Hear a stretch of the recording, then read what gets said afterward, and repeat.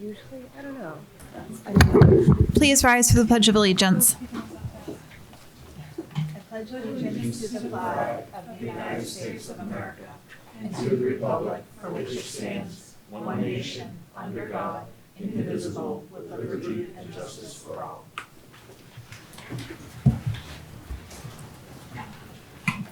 Okay, I'll call the August 7th Select Board meeting to order. There are a couple of changes to the agenda. We're adding an announcement, and we do have a new business request that was not otherwise anticipated for a an entertainment license amendment for the brewery. Is that correct? Okay. Other than that, we'll accept the agenda and move on to announcements. Thank you. This meeting is being video and audio recorded. The next board meeting is August 21st. That is the board's summer meeting schedule. And the meeting after that, there's a bit longer of a break, is September 11th. There is a public informational session tomorrow, August 8th, from 6 to 8 in this room relating to the Nobodere Field House. It is an informational session, feedback session as to the town's plans for that facility. Thank you. Next is public comment for any item that's not otherwise on our agenda.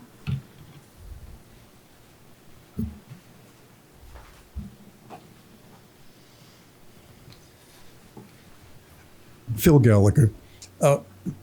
I didn't write all of this down today, so some of the details may be wrong. But there's been the first case of equine encephalitis, and people are really worried. They are starting tomorrow morning. They are spraying from Falmouth practically all the way out to the end of Cape Cod and perhaps elsewhere. And since we have 2 weeks till the next meeting, I would like you to drop a hint to the Mosquito Commission, to the Public Health Department, to the folks who are working for DPW on mosquitoes and so on. Drop a hint to them that if they've got any ideas, it would be really nice if they would come to you right away with their requests for money, so that they can do something. Because if Cape Cod is already spraying, aerial spraying, knowing the public uproar that's going to come from that, we don't want to be 2 or 3 or 4 weeks behind. Thank you. You should have thought of it already. They just don't think they have the money. Maybe. Janet Schulte, Director of Culture and Tourism. Just wanted everyone to know that tomorrow night from 6 to 8 is the opening of an exhibit on the continuing our celebration of Herman Melville called Not on Any Map, and it's an art show that my office is helping to support as part of our celebration. So please go on over. Thank you. At the Seward Johnson Gallery at 28 Washington Street? 19 Washington Street. Madam Chair, back to Phil's comment. I think we should be clear, that is not a case that's been identified on Nantucket. No, yeah, correct. I'm just clarifying. And Nantucket traditionally does not spray for mosquitoes. And Public Works and Health are on top of our mosquito control program. And I'm sure that they are monitoring everything. And there is information online about what people can do about mosquitoes in their own yards. So, just I didn't mean to imply they didn't know about it. I just wanted to imply that it would be nice if we told them they could have some money and they could think of a good use for it. That's different.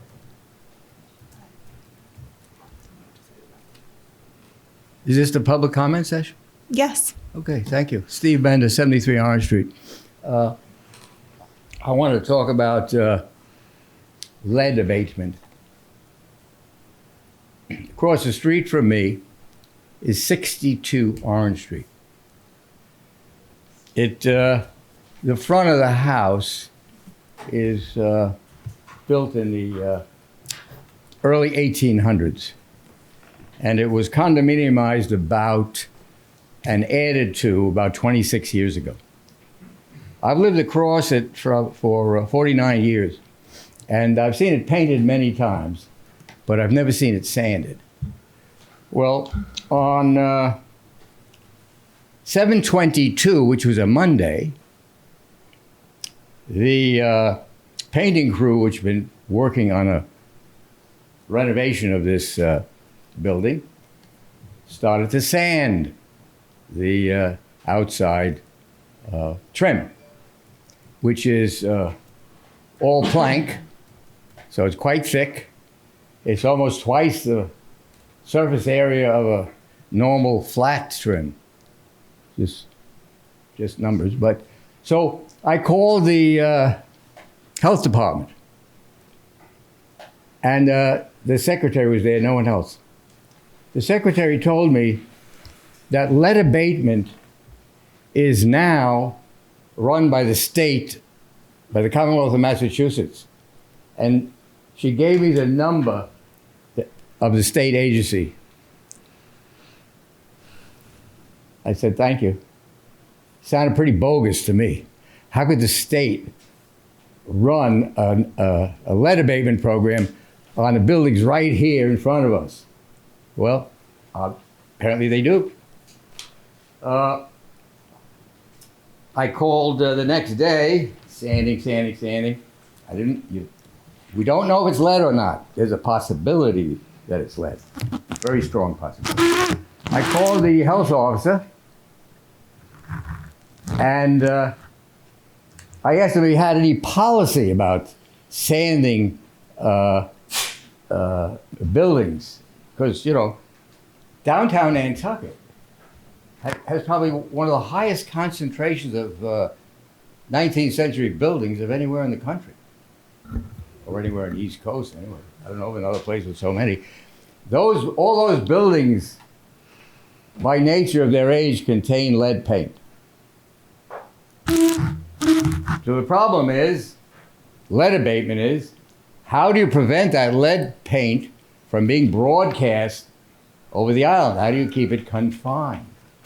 At any rate, the health officer, Roberto, gave me what I thought was a lot of, I won't use the word, nonsense. He didn't come down. He didn't send anybody down. They continued to sand. So I called the state. And I talked to, here he is, Jared M. Saunders, Inspector, Asbestos and Lead Program, the Commonwealth of Massachusetts Executive Office of Labor and Workforce Development. And this is what Mr. Saunders told me. He said, when a local health department becomes aware that a building is being sanded, they immediately go to that building and say, cease and desist, and call him. He gets in the plane and flies directly to Nantucket. He comes to the building, he assesses it, he makes tests, and he explains to the contractor, the painting group, the proper way to do this, and the only way to do this. It's complex. You know, I'm not going to go into that. They continue to sand, broadcasting all, I say lead now because I found out it was red hot with lead. But I'll tell you that in a minute. All week until all 22 plank windows and doors were down to the raw wood. This was Friday. So I said, well, what I'll do, because I see no Nantucket offices, you know, this wouldn't go on in a slum. You hear what I just said? This wouldn't go on in a slum, but it goes on in Nantucket. I've been after it for a number of years. This is not a one-off deal. I was trying to get something going with Richard Ray for years, but I always thought that was kind of a difficult effort because he wasn't trained, and I didn't think he was too bright. So comes Friday, all the windows and doors are down to the wood. So I walk over, taking a little scraping from the couple windows from the north side. Of course, if you know a little bit about lead, the lead migrates inward. So even if the outer coat was lead paint, it doesn't contain so much lead. The lead diffuses, and the wood surface is the highest concentration of lead, and into the wood. So I went down to Marine Lumber, got a lead testing kit. I know about lead testing kit. I've done hundreds of them. Okay. Little tube, there are two chemicals. So, You break the glass, you mix the two chemicals, there's a stopper. Those two chemicals, when they're mixed, if they come in contact with lead, they turn. so what's, Okay. can you just, we understand lead tests, but Yes. so you got a hit on the lead test. Yeah, I'm And wasting a lot of time, but this. we just have a really long agenda, so can you please They then get to the point? started to sand all the interior. I understand there's gonna be a child living in that house. That interior of that house is now a lead bomb. There's no way to get rid of all that dust. Anyway, I don't know if I said, Saturday I went with my lead You test, tested it. and I have it in a little nice little envelope with the lead particles. It was lead. It was brilliant red, which is what I suspected, but I didn't know. At any rate, no member, I've called a number of times, no member that I know of from the Board of Health came down even to see the bloody system. This is the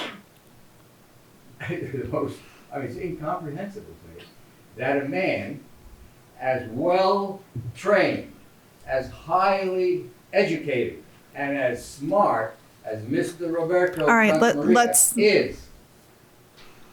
How could this happen? This is my last sentence.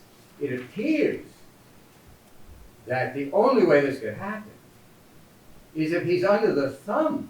That is just an unfair thing to be saying under, But I'm to telling be you what coming in went and on. saying under What public went on comment. is totally irresponsible. Thank you. That, I would ask the selectmen to look into why the health department is not interested in lead abatement in a town where there is lead galore. okay. I'm sure we'd be happy to get a report on that, and I take objection to the characterization of the health department. If Okay, anybody we're not has gonna any get it- questions, I'd be glad to answer them. We'll get a report on it. Thank you. One quick comment. I think, Steve, I think your points are really well made. I think sometimes the attacks when you make them, and this is it makes it hard for people to hear the important things that you're saying. When I was a kid, my sister, my parents, no one knew about lead at the time. My parents sanded our old sea captain's house. My sister got very, very sick, was up in the hospital for a long period. What you're talking about is a serious health concern, and I hope that isn't lost in the delivery, because for this board and for our staff, because what you're talking about is very serious. But thank you for bringing it to us. Very serious. Thank you. Thank you. We do have one item under new business. Madam Chair, I'm sorry, but when a citizen comes in and makes accusations like that, it's very unfair for the department that it is about, because they have virtually no way to respond at a meeting like that.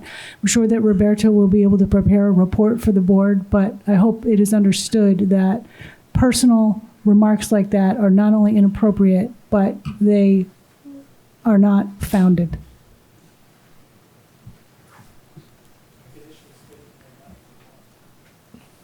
If you'd like to, Roberto, of course you can respond.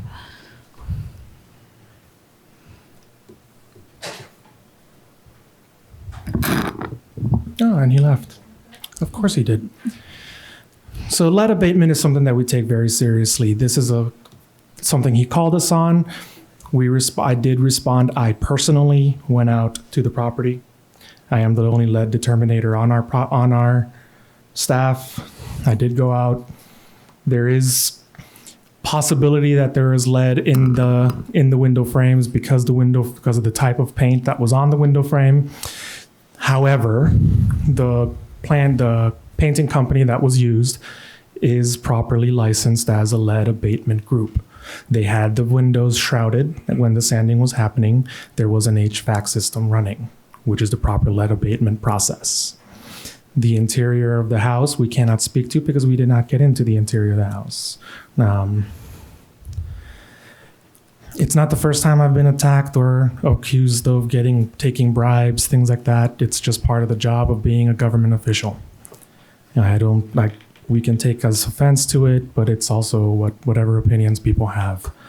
Fact of the matter is, we took it seriously. We responded. There was no threat, and I did speak with Dr. Jared Saunders on the phone. We are in communication with the state. The Childhood Lead Protection and Prevention Program is the one who's running it, especially because there's going to be a child below the age of 6 on that property. Whether the accuser chooses to believe what I have to say or not is not mine to, not my point.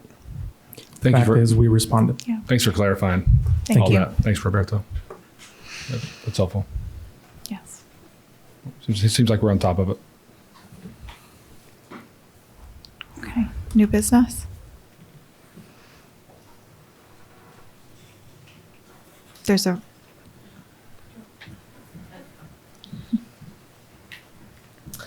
Good evening.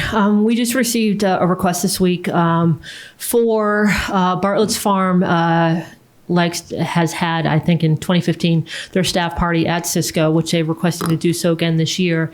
And it'd be a private party closed to the public. And the request is because they're going to do so after their normal operating hours. So it'd be from 7:30 to 10 p.m. This would be a request to extend the entertainment license hours. Liquor license hours per state law, we aren't allowed to, between 11 a.m. I think and 11 p.m. they're allowed to serve alcohol. So just be for the entertainment license. Done so in the past. We have not had any complaints. They've had a couple other parties and such after hours on a limited basis, and there have been no problems with that in the past. So this just came in at a later date, so we asked to have it put forward this evening, and there's no objections on this part. It's within the noise ordinance, so it'd be by 10 p.m. would be over. And I would just note too that the reason why it's on tonight is because the party is before your next meeting. Yeah, too. And Amy, did we approve the same last year? For this particular event was last in 2015, but they've had others similar type of thing, a handful, and they come before the board to just request that extension past the 7 p.m. closing time, but again, be close to the public, and we have not had any complaints in the past. Fine by me. Motion to approve. Second. All those in favor? Aye. Any Aye. opposed? Motion Thank carries you. unanimously. Thank you. Okay, approval of minutes. Move to approve. Second. All those in favor? Aye. Any opposed? Motion carries unanimously. Payroll warrants and treasury warrants. Move to approve. Second. All those in favor? Aye. Aye. Any opposed? Motion carries unanimously. Approval of pending contracts. Is there anything to note? Any questions? Any motions? Move to approve. Second. All those in favor? Aye. Any Aye. opposed? Motion carries unanimously. I'm sorry, may I just point one little thing out that we talked at the agenda meeting, which is the Highway Safety Systems contract. That's simply a contract extension.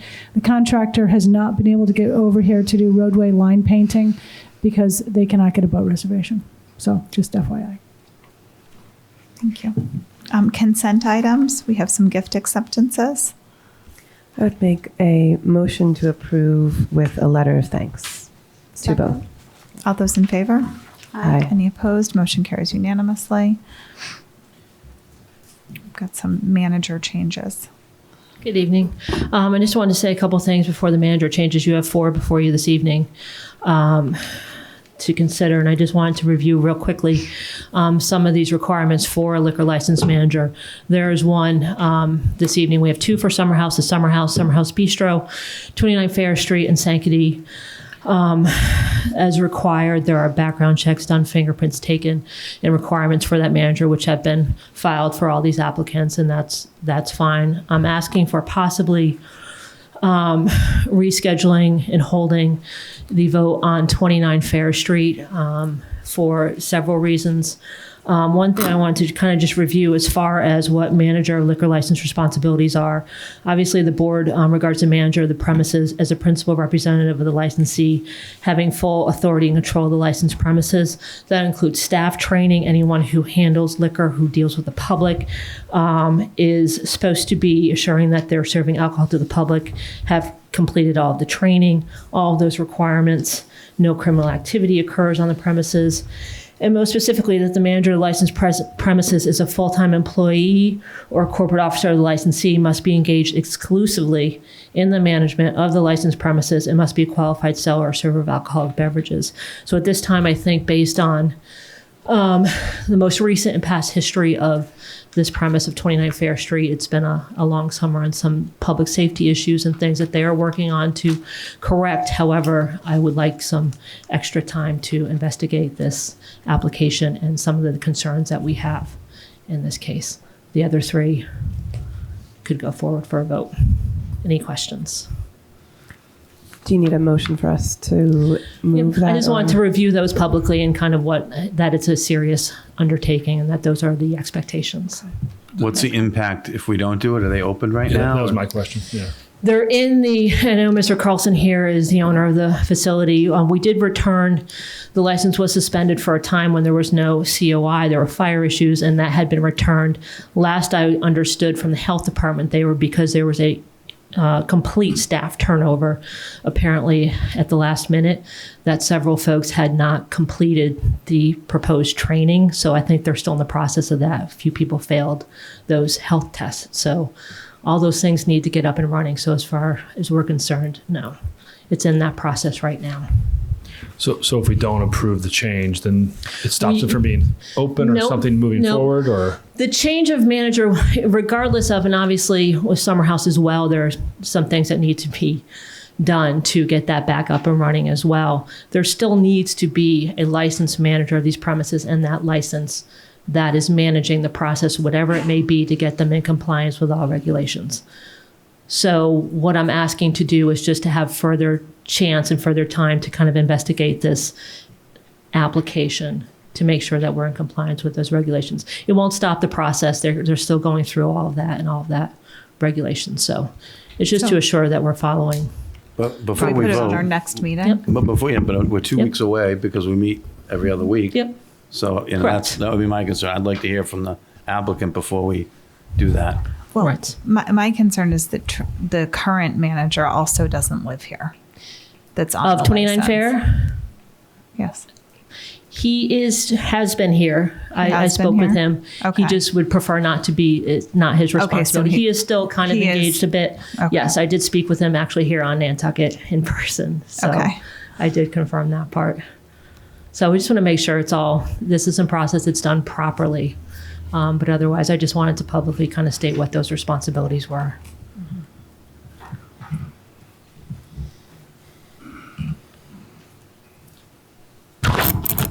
I'm Peter Carlson. Frankly, I'm shocked to hear this. I thought that Ms. Baxter would be excited that I've changed the manager and put somebody in place that I feel comfortable with and hopefully she'd feel comfortable with, be a person who would be available and on site as required. I don't understand.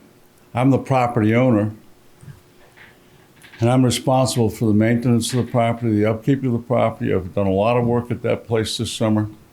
I've been shut down a long time. I've tried to do everything that the people in this town have asked me to do. In fact, I don't think there's anything that I have not done as requested. And as part of this, I thought it would be really a good thing to put a person in place as manager on that liquor license that's going to be there and comply with the needs and wants of the licensing authority, that a manager be there at all times that the restaurant is open. I do not understand this opposition at all. It's just, Doesn't make an ounce of sense to me. I don't want to get too far into this. It's not an opposition. It's just, further, I think, an answer to some questions as far as the exclusive responsibility of this person being this job in this restaurant and these types of situation with no further, this is not at all any sort of comment on the applicant at all. Background checks passed, all of that. No previous experience, restaurant experience or anything of that sort, and also another full-time job at the time. So the question was whether this would be the exclusive responsibility of that person, based on obviously all the things that have been going on the past year, the past few years on history. It's just extra time. It doesn't shut anyone down. It doesn't, do anything to this person's employment. It's just kind of looking into what our responsibilities are in that case. That's all. It's not an objection to this person. It's further time to look into that. So it's not as if we pass this, we approve it, they're open tomorrow, and if we don't do it, we're stopping that. Nope. There's nothing like. Is it properly managed? All regulations are followed. Life safety issues are taken care of. Yes, they can still be open. This wouldn't stop that at all. But they're open now. What? You said life safety issues? Yeah, like fire, building codes, things of that sort. That every licensee has to follow. This is crazy. I have all my inspections. I wasn't saying that. I'm saying you're allowed to be open as long as those things. This wouldn't stop that. You're misunderstanding. My hearing is not great, so I do not understand exactly what you're saying. But you're implying that I'm not conforming or doing something. No. I think the suggestion is to just that they've got a couple more things that they want to look at, and we'll put this over to the next meeting. Yep. Just for 29 Fair, our licensing agent. No, this doesn't stop anything. You can open as long as you follow everything as you usually do. That's all. I don't understand. File everything. What am I not? I'm not asking you to do anything else. That's all. Well, then why can't my manager not be tabled? My applicant for the manager be tabled? It's up. They are. I'm just stating our concerns. That's all. My hearing is bad, so I don't understand or really have heard everything that's been said. So I really don't understand this at all. I'll go back to my original statement. I would have thought that the licensing authority here would be really pleased with what I'm doing, and that they would be having somebody in place that they can be assured is there and making sure that the alcoholic beverage serving rules and regulations are being complied with. I'm getting the feeling that is exactly what our licensing agent wants to make sure of, and just needs a little more time to run that through.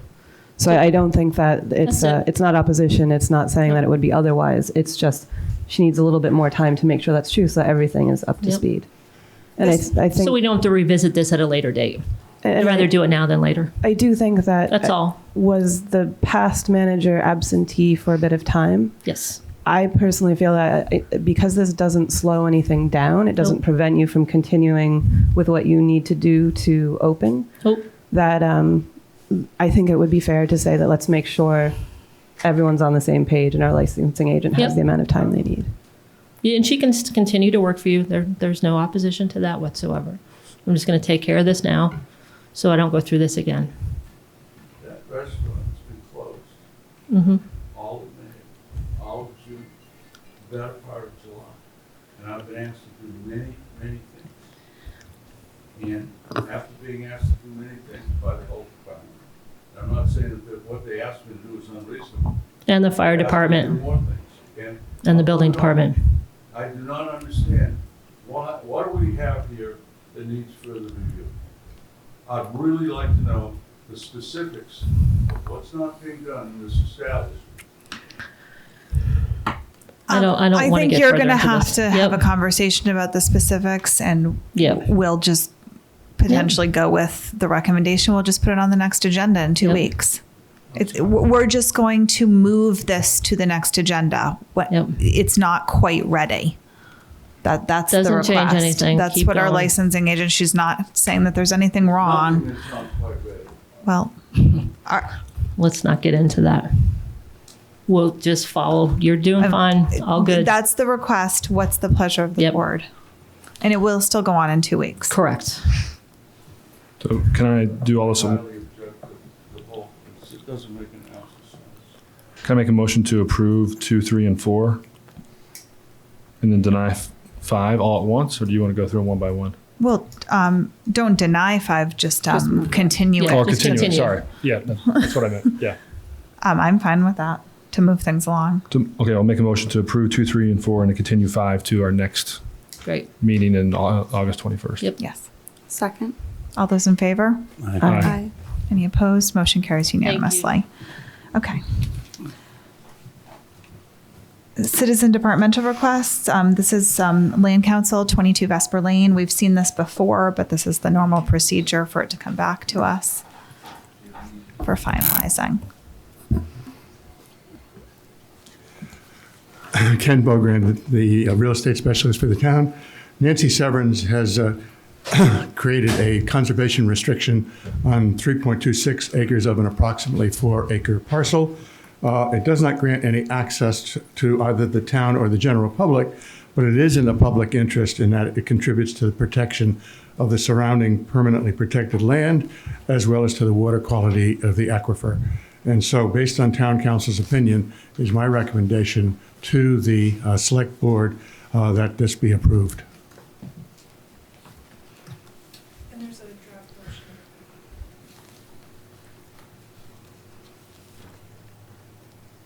Sorry, I have to get to that page, or does someone else? Yeah, have it ready? I don't have any questions. I would move to approve the conservation restriction to be held by the Nantucket Land Council for a portion of land located off 22 Vesper Lane, Nantucket, and to find that the conservation restriction is in the public interest. Is there a second? Second. All those in favor? Aye. Aye. Opposed? Motion carries unanimously. Thank you. Thank you. Madam Chair, can I throw one thing out there that Sure. Emily and I discussed? I ran into her and I was asking her about this, and the question I had for Emily, and she educated me on. I said, why is it possible to put some kind of renewable energy in a situation like this? That's I read through the CR, and it was only for use on that property. So I said, what if I just made something up, like the hospital, or could put solar or wind there, and that's not. You can't use renewables for outside kind of power. And so I asked Emily, why is that? Can that be changed? And we just had a good conversation that I think you explained to me. I'm not gonna be able to do it as good as you did, Emily. Could you kind of take me through the state pretty much sets the bar, or the property owner sets the bar, but the state has certain regulations for conservation restrictions? Sure. So conservation restrictions are usually held for a number of different reasons. They can be mitigation for impacts to a property that maybe are required by the Natural Heritage Program. We hold several of those restrictions, but the vast majority of them are the donation of conservation values of the property by the property owner who has a specific desire for ongoing use of the property. And so they're all drafted and written specifically per the owner's request and desire, keeping the conservation values of the property in mind. As it relates to renewable energy, we have a number of restrictions that allow renewables for the specific property. Typically, the state and the Land Council hasn't looked favorably on any kind of commercial use of renewables on conservation restrictions because it often is in conflict with the conservation values.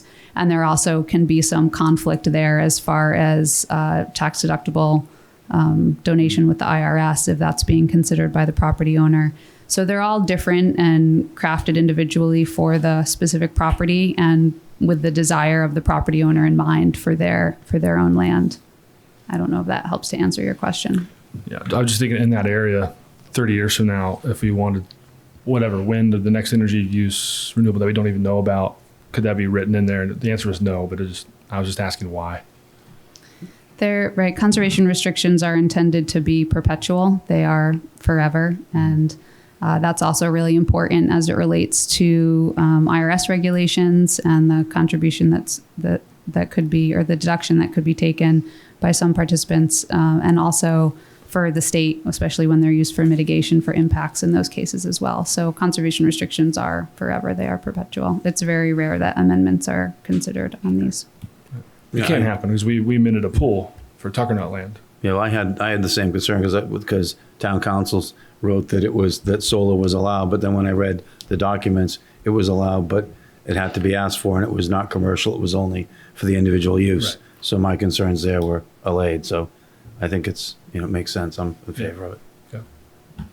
And I'm happy to address any other questions that the board has about conservation restrictions. And I just wanted to take a moment to thank you for approving this tonight, and also for Ms. Nancy Severins and Charlie Davies, her son, for donating this conservation restriction. Thank you. I wasn't against it at all. I was more just trying to No, that was great. think in 30 years from now.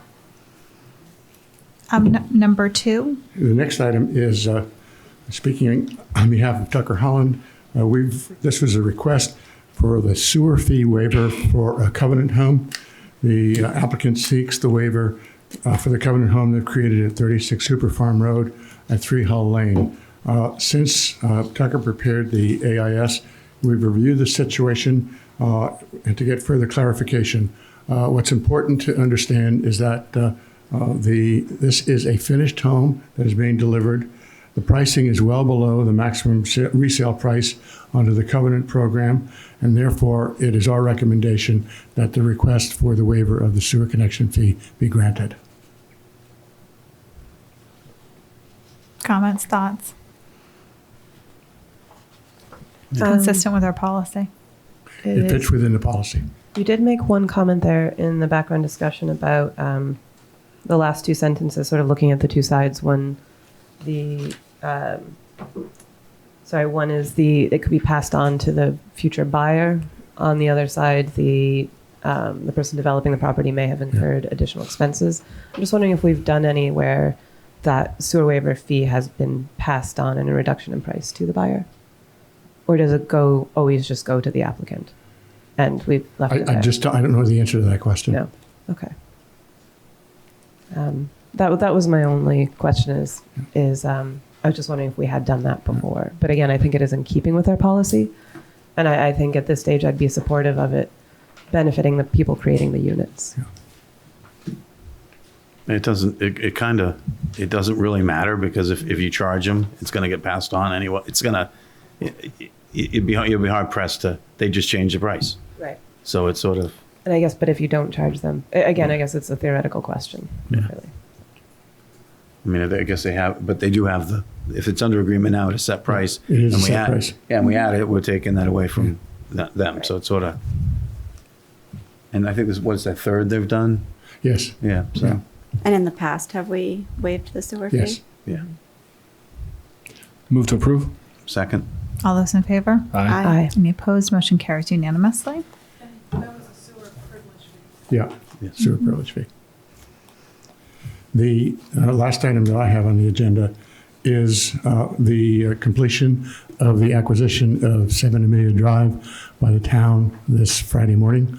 The last action that needs to be done by the select board is to accept the deed to the property that we will be receiving at closing on Friday. Is clearly my recommendation that we accept that the select board agree to accept that. I would make go I'd ahead. make a motion to accept the deed for 7 Amelia. Second. All those in favor? Aye. Aye. Any opposed? Motion carries unanimously. Thank you, Ken. Thank you. We've got a public hearing tonight for a increase on the room rates for our island home. I'll open the public hearing. Thank you.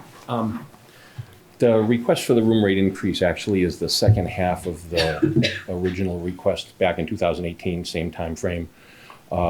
Based on our most recent cost report then, it indicated that our private room rates and semi-private room rates were roughly about $120 per patient day lower than what it's actually costing us.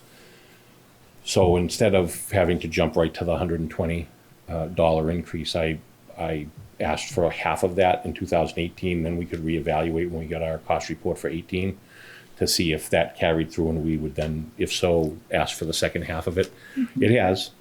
The room rate for the 2018 cost report actually jumped about $100 a day, but it's that the costs themselves, the expenses, didn't fluctuate more than what we would expect as normal organic growth, like 1.6% or something. However, with the census being down, when you factor in the number of patient days divided into the number, it caused the fluctuation. even if you recalculate the per diem rate at 2018 census, it still comes out to be like $561 a day. So it does still support the need to bring the second half up. So I requested the second half would be another $60 a day jump. So for the semi-private room rate, I'm requesting it to go from 500 to 560, and for the private room rate, 520 to 580. This is a public hearing. Is there anyone here who wishes to speak? Hearing none, we'll close the public hearing. What's the pleasure of the board? I'd make a motion to approve the increase as requested. All those in favor? Aye. Any opposed? Motion carries unanimously. I just had one comment I wanted to add after. There was no increase between 2014 and 2018. And you had said if it had happened over time, it wouldn't have been such a sticker shock. So is there a plan in the future to kind of increase each year? My plan is every year moving forward, we'll take a look at what the cost report reveals, and then we'll act accordingly based on that. Okay. Yep. Thanks. Thank you. I think that you're also up next, the Yes, I am. quality rating.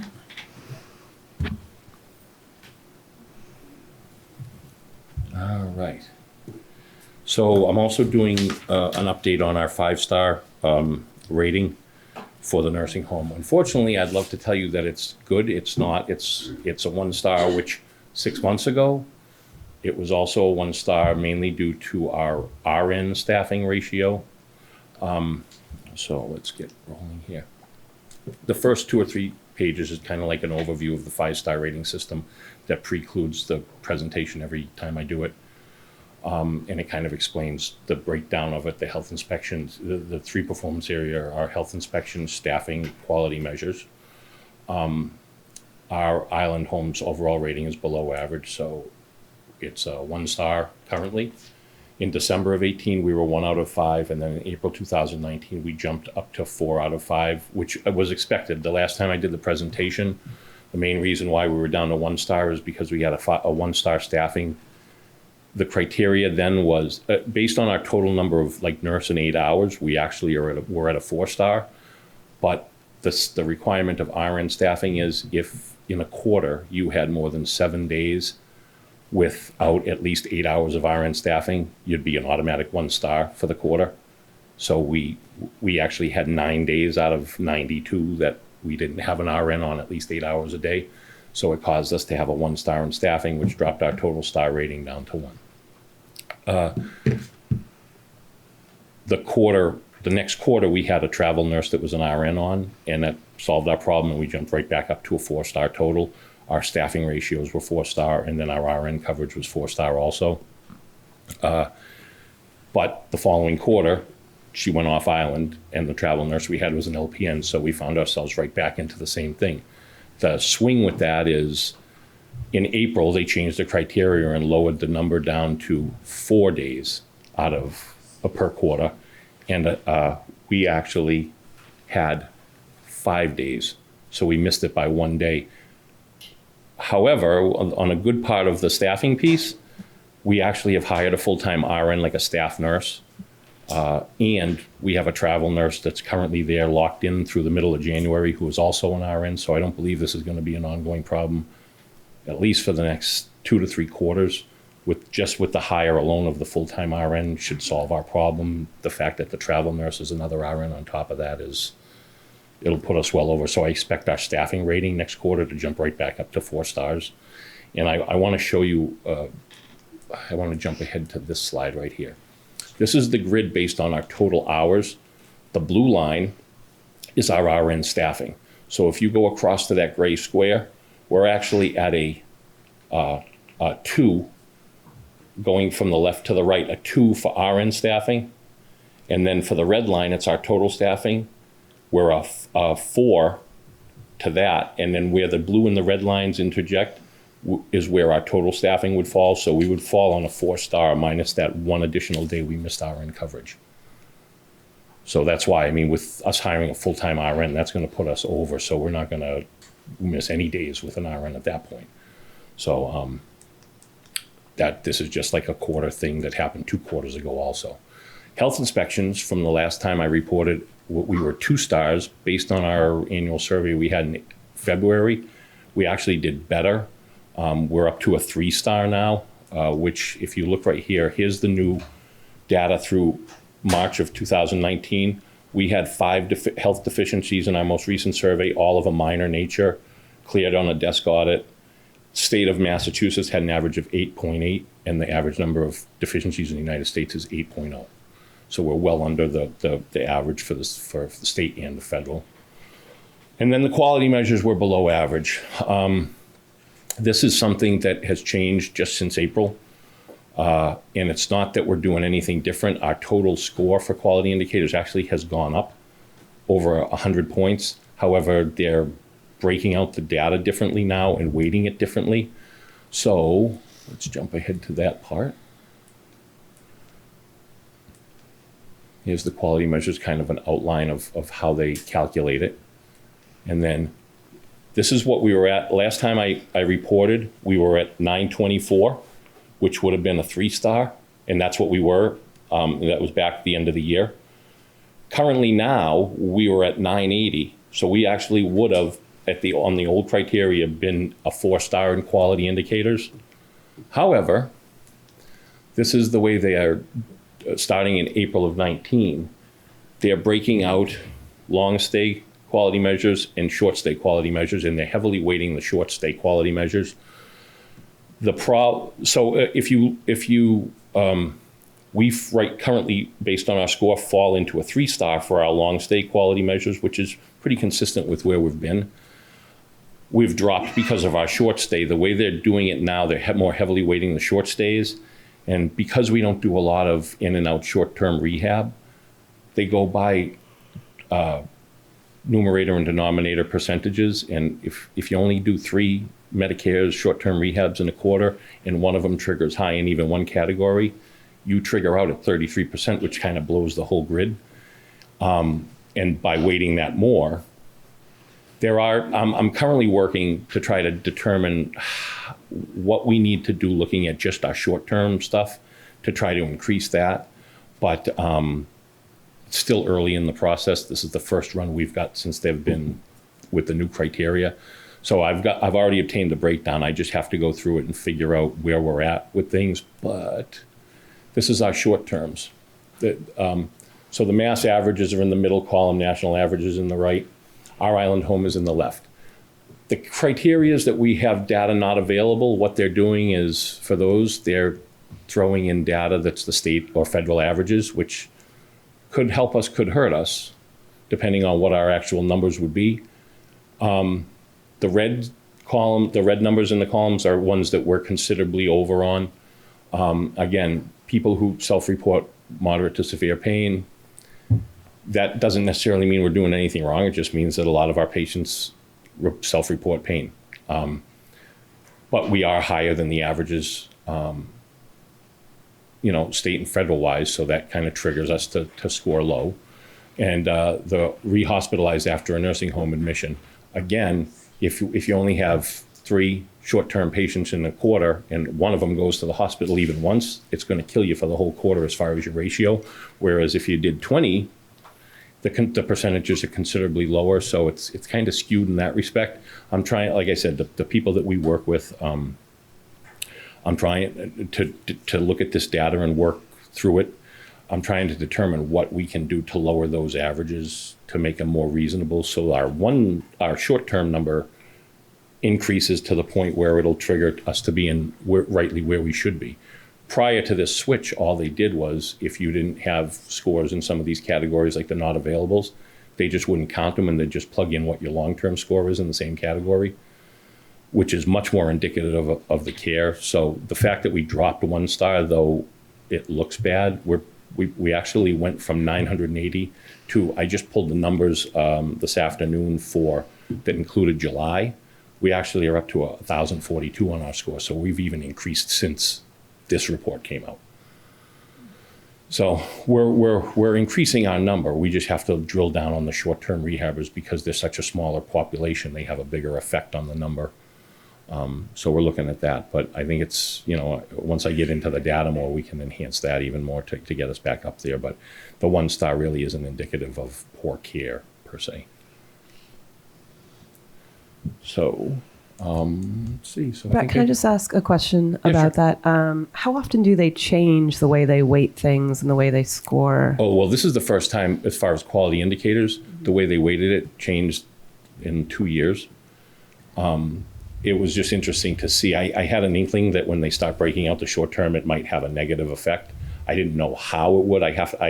Now that I see it and I see the people that were triggering for what and where we're scoring, I can then go into the data and kind of, okay, what can I do to maybe capture this differently or capture that differently?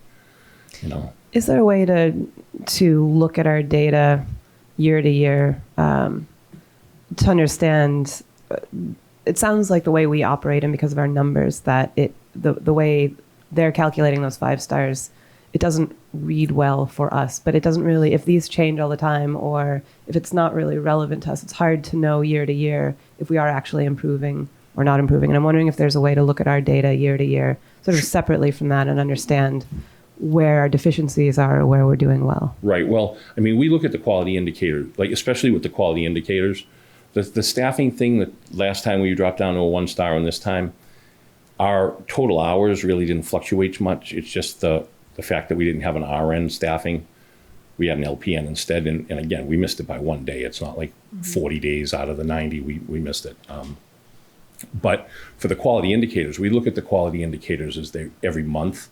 However, they only roll up quarter by quarter on the 5-star report.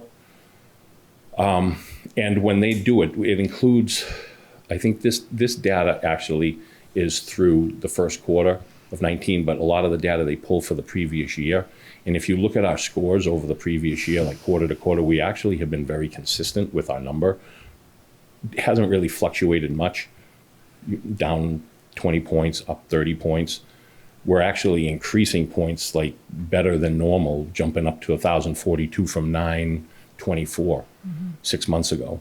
That's a big jump, which is a good thing. But I can go back and pull the 5-star. Well, the 5-star reports that they publish out for the general public, all you see is the most current data. But based on the reports that come to you guys that we do every 3 months, 6 months, whatever, I can go back and look at those. But I'm not. I have every time, just like this, how we're comparing the previous report, which was back in December, so 6 months ago. But yeah, I mean, we look at it historically, and there hasn't been a lot of fluctuations other than if there's a change in how they cut the data up. We've been pretty consistent with staying with like a 3-4 quality. Staffing is usually up there too, all but for that RN factor. And surveys are increasing. Okay. Thank you. Sure. Just a couple of comments. The people, the moderate pain, the people who report pain, Yep. It's not a little bit different. It's 4 times different.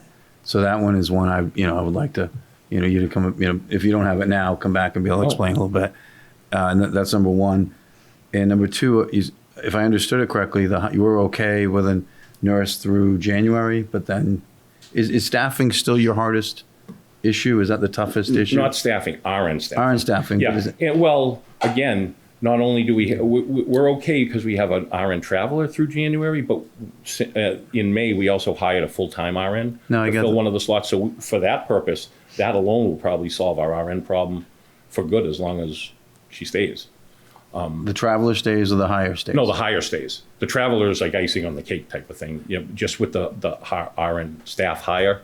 Do they need problem. Do you need 8 hours a day? Is that the 8 hours a day? Yes. So the work person will work 7 days a week? No, but we have other RNs also. Okay. So yeah, I mean, it's just spread out. So you split it up. Okay, Yeah. Gotcha. I said one general comment.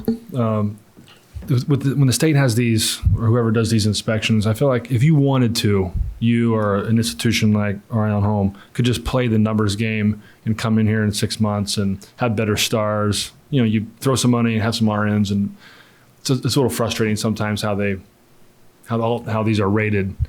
Because I'm not telling you to do this, but you could, just in general, the game could be played and make the numbers go up, but the care is not any better. So it's just frustrating sometimes on the ratings. Yeah, I mean, and especially with the quality indicators, how they're cutting it, it really doesn't, it makes it look like care has gone way downhill, and really nothing's changed. In fact, it's increased a little bit, but with the number shift to the new grid, which is right here, right now, 1,042 where we sit now, actually on the old grid, would have been the high end of a 4-star, 15 points more, and I was on a 5-star. Now, 1,042 total will only get you a 2-star. Right. So And it's because they're heavily weighting the short stay quality indicators, like the points are associated to each one have changed. So, before. Yeah, I understand. It just makes me. I don't want you to like put time into getting that short term in there when that's not what we need to do. But it would sure make us get us 4 stars, which makes us feel good. Am I making any sense? How the data? Yeah, no, data expert. My help me concern out.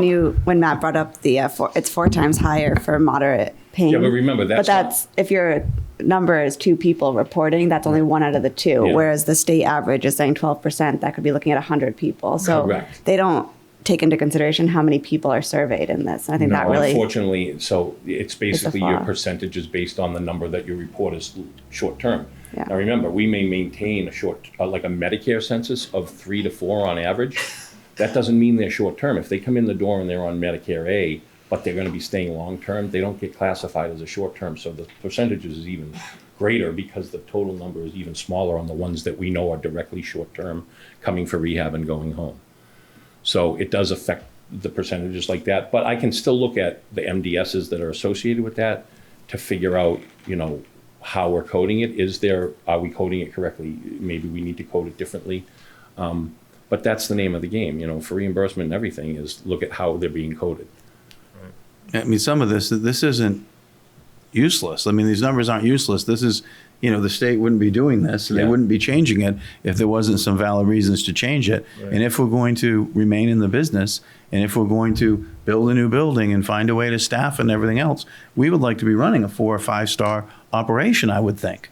If we want to attract people here, and if we want to do it, I would think that would be our goal. I think our goal wouldn't be to sort of say the state doesn't know what they're doing and we don't have enough people and that kind of thing. I think our goal would be to, and not to dummy the numbers up. Sure. But, and if there's a little, and I understand numbers pretty well, if there's a little fluctuation because there's 2 or 3 people, it'll bear itself out eventually.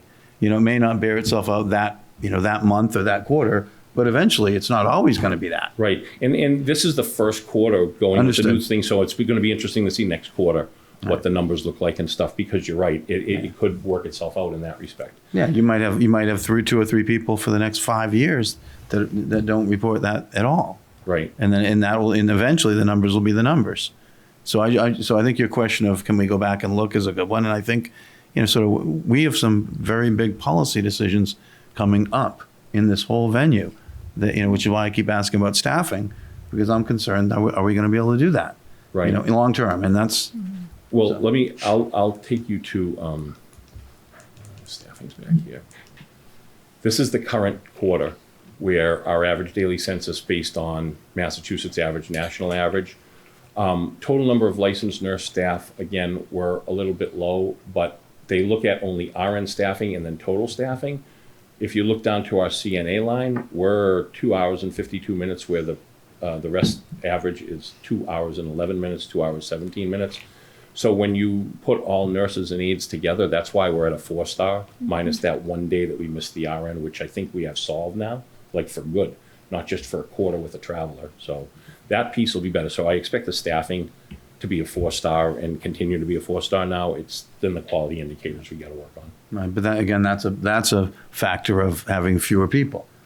That number would, if I understand the numbers properly, that number would change. If you went from a census of 33 to your full staff, to the full number of patients, Yep. and didn't increase the numbers, if I understand the numbers properly, that number would drop. The average hours, hours per resident would therefore go down. Correct? Well, yes. And that's if we didn't change the staffing. If our Exactly. census and acuity goes up like to full, Right. we would have to look at potentially look at staffing ratios based on that. Understood. And then we would then where do they come from, and Yes. how many we have? Those are the issues that we are dealing with. And so just as much as that number is a reflection of our small number of people in our small facility, this number is too. Absolutely.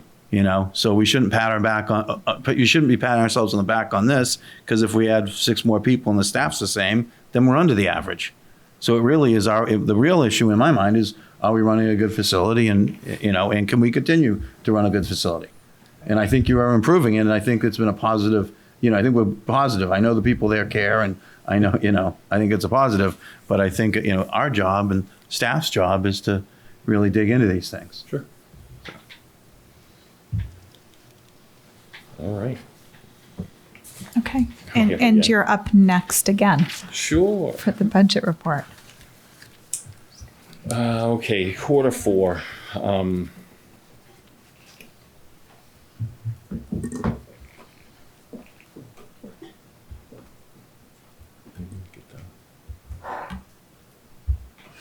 There we go.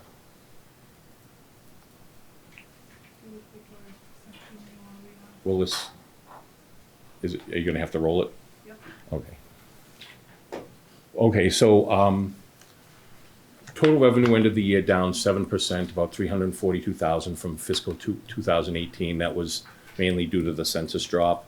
We were at an average daily census of 35, actually, let me just give you the right number.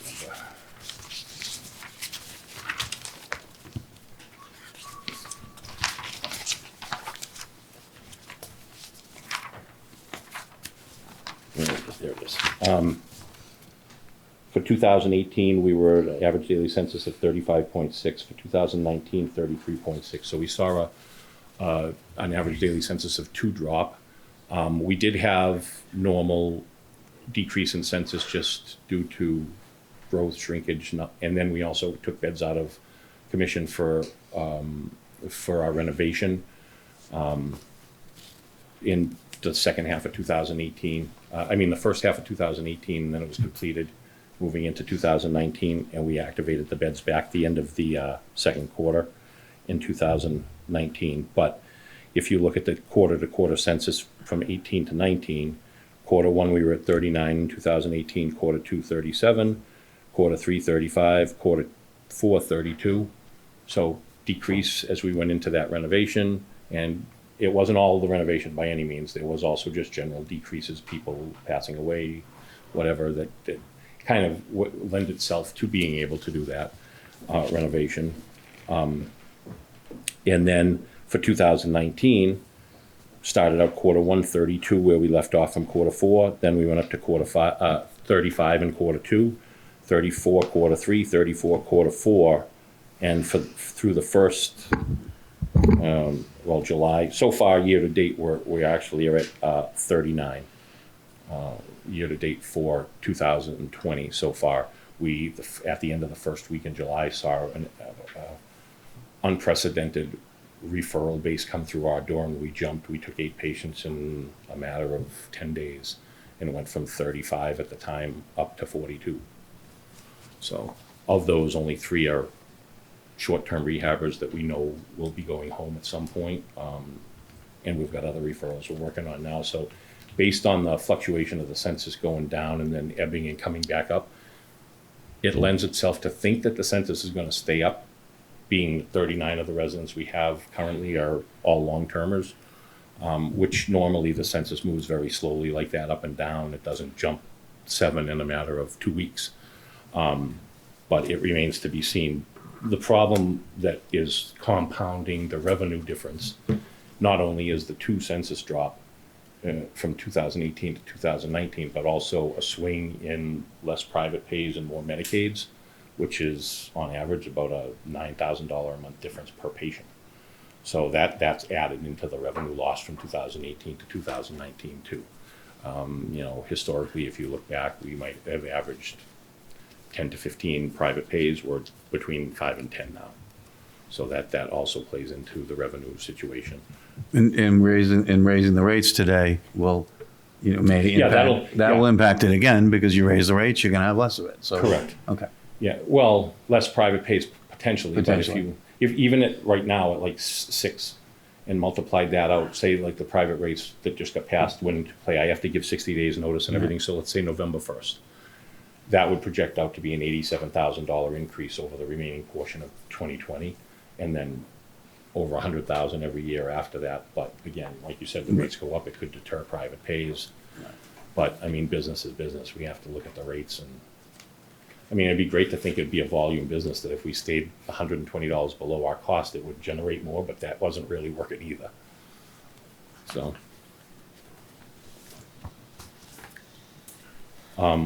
expenses, and you can see the rates there. The rates from fiscal 18 to 19 dropped a little bit. However, our billable days in Medicare actually went up. So we did more Medicare business in 2019 than we did in 2018. The rates there are generally, the rates for our reimbursement rates didn't change, but the case mix fluctuates. And if we have people more in nursing categories, the rates are typically lower in general for that. And we did see more rehab days in 18 total than we did in 19. So that is the majority of why the rate went down, the average rate based on the number of days. Medicaid rates, same thing, it fluctuated a little bit. The most recent rates we got in May are a hair lower than they were the previous 6 months. And again, they went into play, but again, that also, the average rate is based on acuity within that. We're averaging a P. If if the people are more acute, we're gonna average an R, an S, or a T, which will raise the rate up. So, all that, and the rates over the last 2 years have been up or down. They usually vary a little bit up or down depending on the case mix within each one.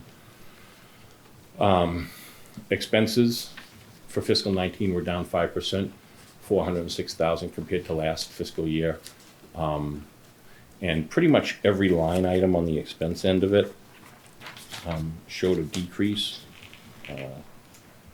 Ended up under budget, with the exception of professional services. We were actually 177,000 over in that due to needing 2 travel nurses for a good portion of the year. Now that we've hired a nurse, that has decreased to 1, so that number will come down just because we're only using 1 travel nurse. But minus professional services, all the other line items seem to be under budget, which was good. So for the year, we ended up from on the expense side under 685,000 off of budget, and again even with that 177,000 extra in professional services. Does that decrease in expenses reflect also the decreased census? Is it proportional? Well, the problem with that? a lot of our expenses is most of the staffing stuff we keep, whether we're at 33 or 36 or 38, so the expense line might not change that much. Mm-hmm. Supplies could vary a little bit, but again, we have to be prepared to be able to feed 40, 45 residents all the time, even if our census is at 33. We have to have the ability of the food. So she orders to a certain census no matter what, because we have to have that food ready. Yeah, so the expenses, I mean, a chunk of the wage expenses were due to the layoff that we had. Mm-hmm. So that was a good piece. So that accomplished what we figured it would.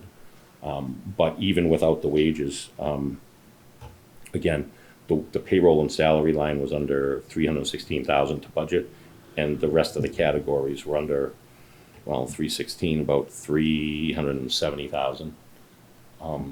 So it wasn't some of it reflected the decrease in census, but some of it was just result of sort of tightening up a couple areas. Yeah. Great, thank you. When you look at the expense breakdown, we've got 93% is medical insurance, payroll and benefits, and professional services.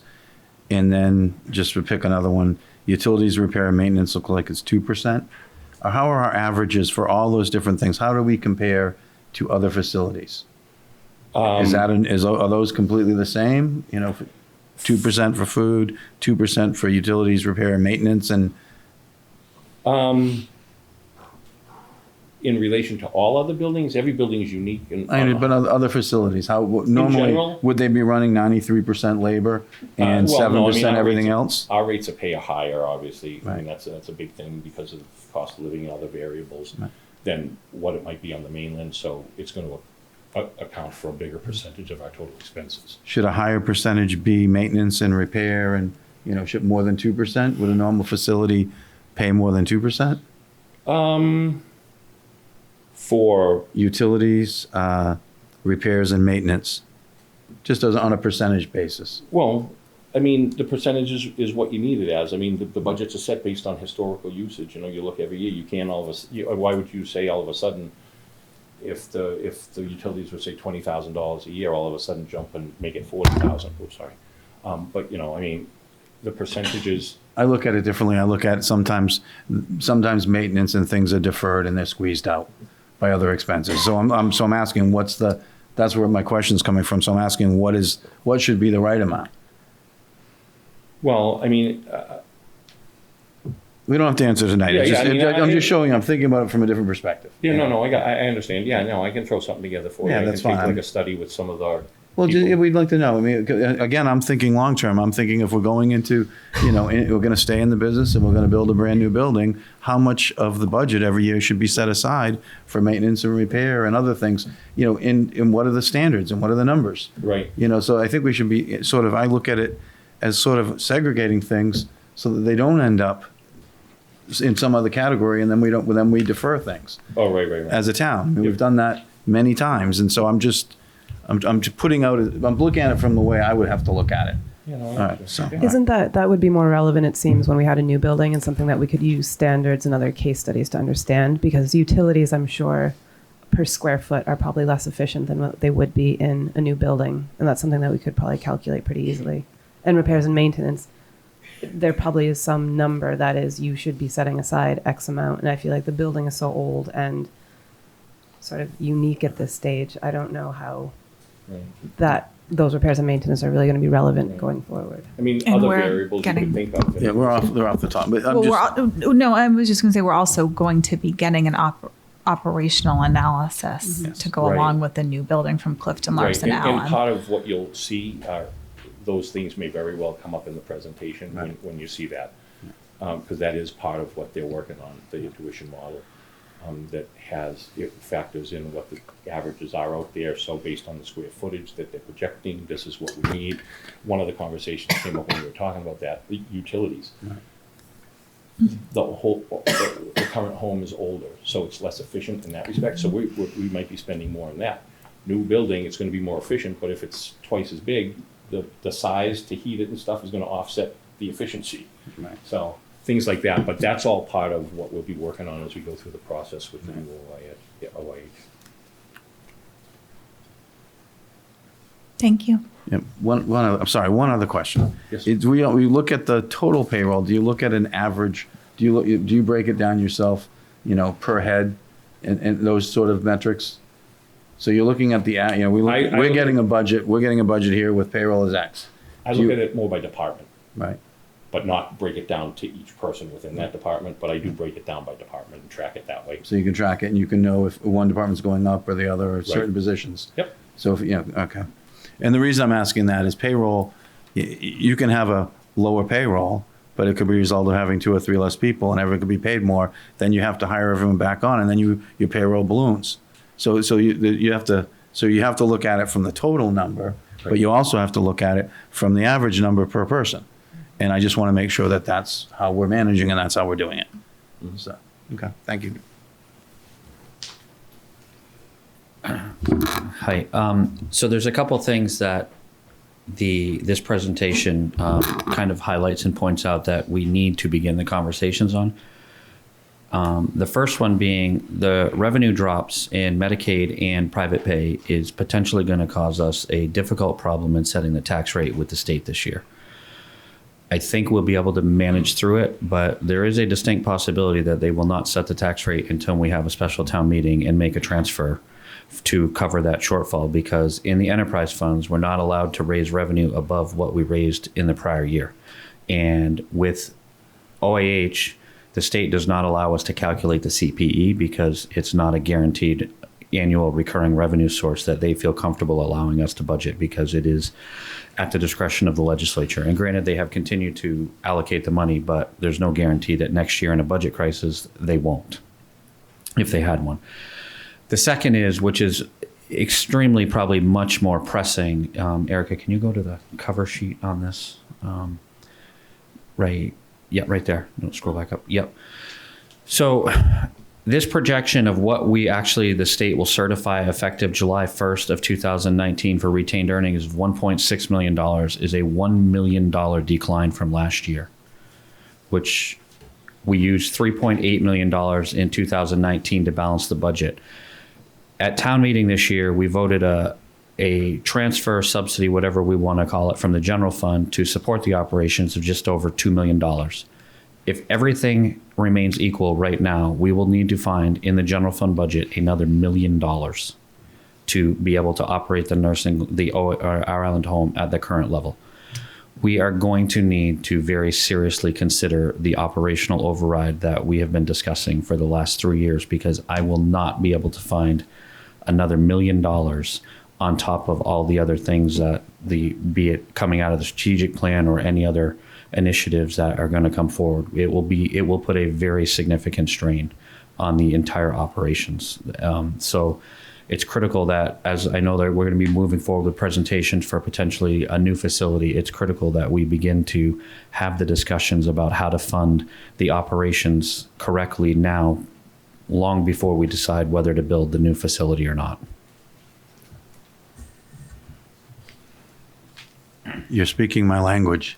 If we don't know how to staff it, and we don't know how to, to pay for it or to manage it long term, then, and we don't have those things in place, I think we have a really serious discussion about whether we should really be in the business. And I want to be in the business, but I also want to have something that, that as a town that we're proud of and can afford to do. Mm-hmm. And so I think it's building, as I've said, I'll say it again, building a building, getting an override to build a building is really easy. Then running that building for the next 50 years is very difficult, unless we get, sort of the changes and the concessions we need. And we really have to talk about that. Hopefully the reports we get are deep enough that we have a blueprint to go out and do it. That's I'm hanging my hope on the fact that those reports are in depth and know what to ask for. Well, we've been working very hard with CLA, who's developing the intuition model, which will allow us to plug in all these various questions and project answers out to all of this. But regardless, and I do agree with you, but subsequent to that, even if we were to approve the new building at annual town meeting in 2020, it's at least it's probably 2 years out before we're even moving into a new building, in which case we're still operating under the model we are in that facility. And we still have the problem that we're facing with a gap of about $4.5 million between what we can use from retained earnings and what we transfer from the general fund to support and get to an $8 million expense budget. So while I agree they are linked, we still have to address the operational issue, because even with a new building, it's still another year, at least a year or two away before we're moving into it. So that's why I want to really start that conversation and have that dialogue now versus at the presentation in 3 months for the budget. I supported an override last year. I think that if we're going to move forward with design for a new facility, it's clearly a service that we have to commit to subsidizing and to minimize that subsidy as much as we possibly can, which hopefully there would be some opportunities in a new facility. There will be some additional costs with the new facility as well. But I mean, I think that we do have to have the conversation with the community that it is going to be an ongoing subsidy to service this type of thing on an island like we are. Mm-hmm. And it's an important service, which I support. But I think that we do need to commit to essentially raising taxes to pay for it if we want to be in the business. And before we go and pay for a big design budget, I think we need to have this conversation at the same time. So I would support putting both on the agenda for town meeting. So I just figured I'd say that now. Okay, thank you. Madam Chair, can we put it on the agenda for just us in the next month or so? And it really be as a separate, just that, as opposed to... It's coming in September. We're going to do the presentation of the design that we had at a smaller subcommittee meeting, and the Clifton Larson Allen modeling. Would that be a good time to have the override discussion as well? I would want a separate item so we can really dig in and talk about, public perception. What if we don't do it? What does it look like? And really just have to be really prepared and have a really good conversation. Because I feel like we piecemeal a little bit here on top of something else. I think we will have a very, very focused meeting on the island home. I just wanted everybody to be aware that there are a couple challenges that we're facing as we move through all of this related to the facility. So I served on a board with some members that an override was the answer to everything. And it is, if you've got, if you do the override and you have the operating figured out and you negotiated everything properly and you're going up a couple % a year, then that override is affordable for everybody. If that override is then going up 10% a year, it's not affordable for everybody, and you're very quickly kicking yourself and wondering why you did it. So so understanding what we have to do, and this is, I know it isn't popular, and I know it isn't people don't want to talk about it, but this is what we have to talk about, and so hopefully we have the information to have a real discussion. That's what we're working on. Next up, general fund. So overall for the general fund, revenue was up about 3%. A lot of that was related primarily to property tax collections, although there was a substantial amount. It was about $800,000 above budget. Next slide. Go rates. Yeah. This is the quarter. I do want to point out two things for the quarter. There was a snafu with payments from the state, and due to the timing of the end of the year being June 30th. So rooms and meals tax actually were received in July, but we've gotten notification that we can count them as June revenue because of the timing of the payments. So just to give you the numbers, and these will be reflected ultimately in the final audited numbers.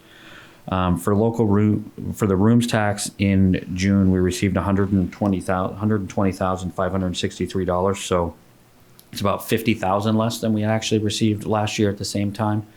And then for meals, we actually received $82,000, which is about $4,000 more than we received at the same time period for this quarter, ending there. You can scroll down to the next one. Thanks.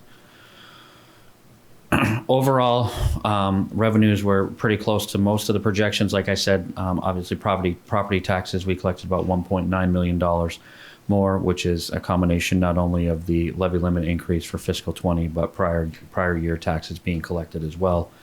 Motor vehicle excise taxes was $800,000 over budget. It still a little bit confounds me because it continues to rise at a much sharper level than I would expect it to be. But I guess it's positive that it is rising. Revenue, we have noticed, we basically this year with rooms tax specifically have collected about just under $200,000 more than last year.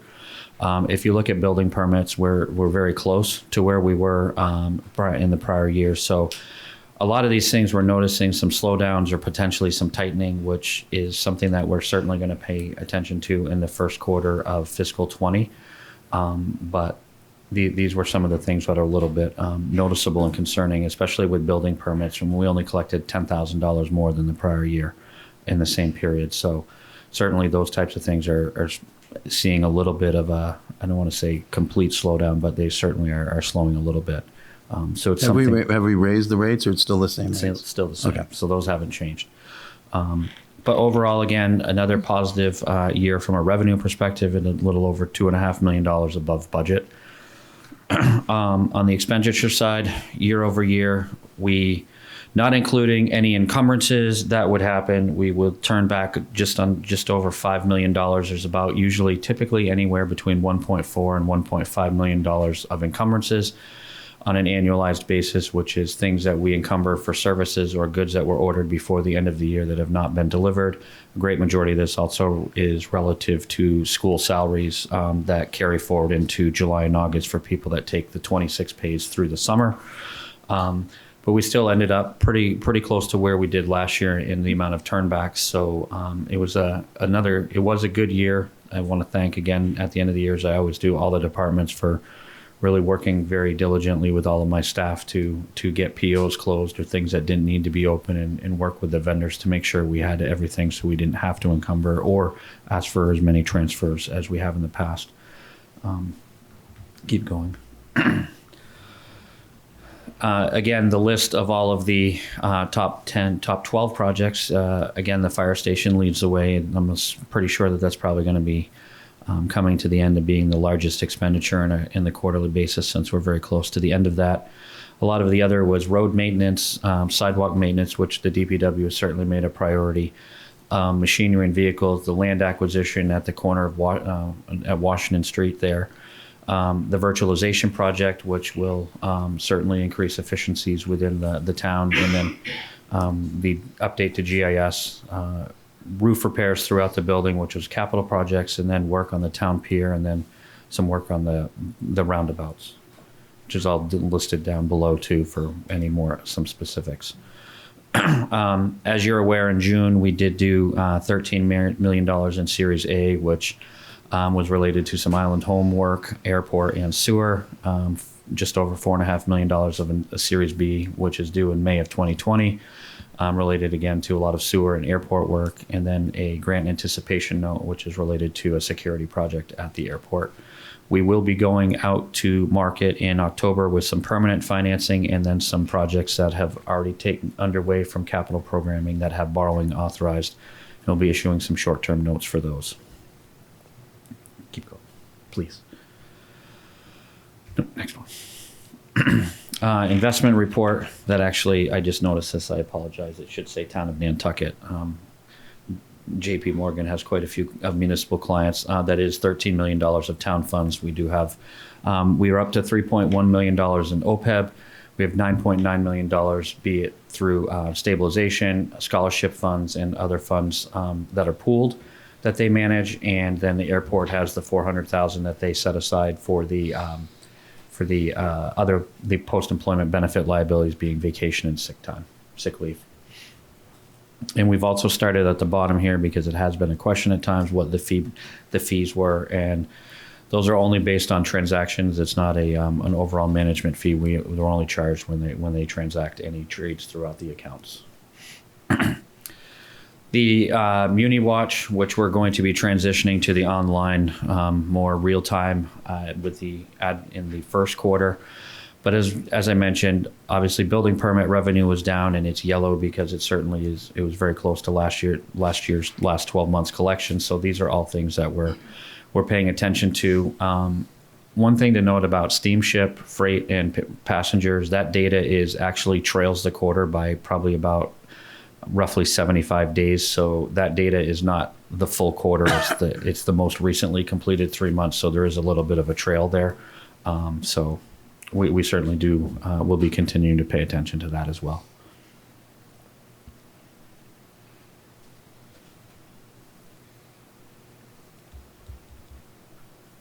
Thank you. Oh, Brian, sorry. Just one question. Yeah.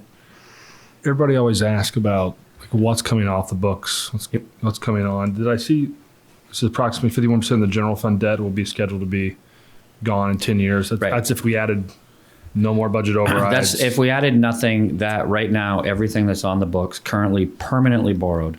The financial policy requires that we have a minimum of 50% of the debt amortizing within 10 years. Okay. The only way that we can go below 50% is if we authorize a debt exclusion for the debt.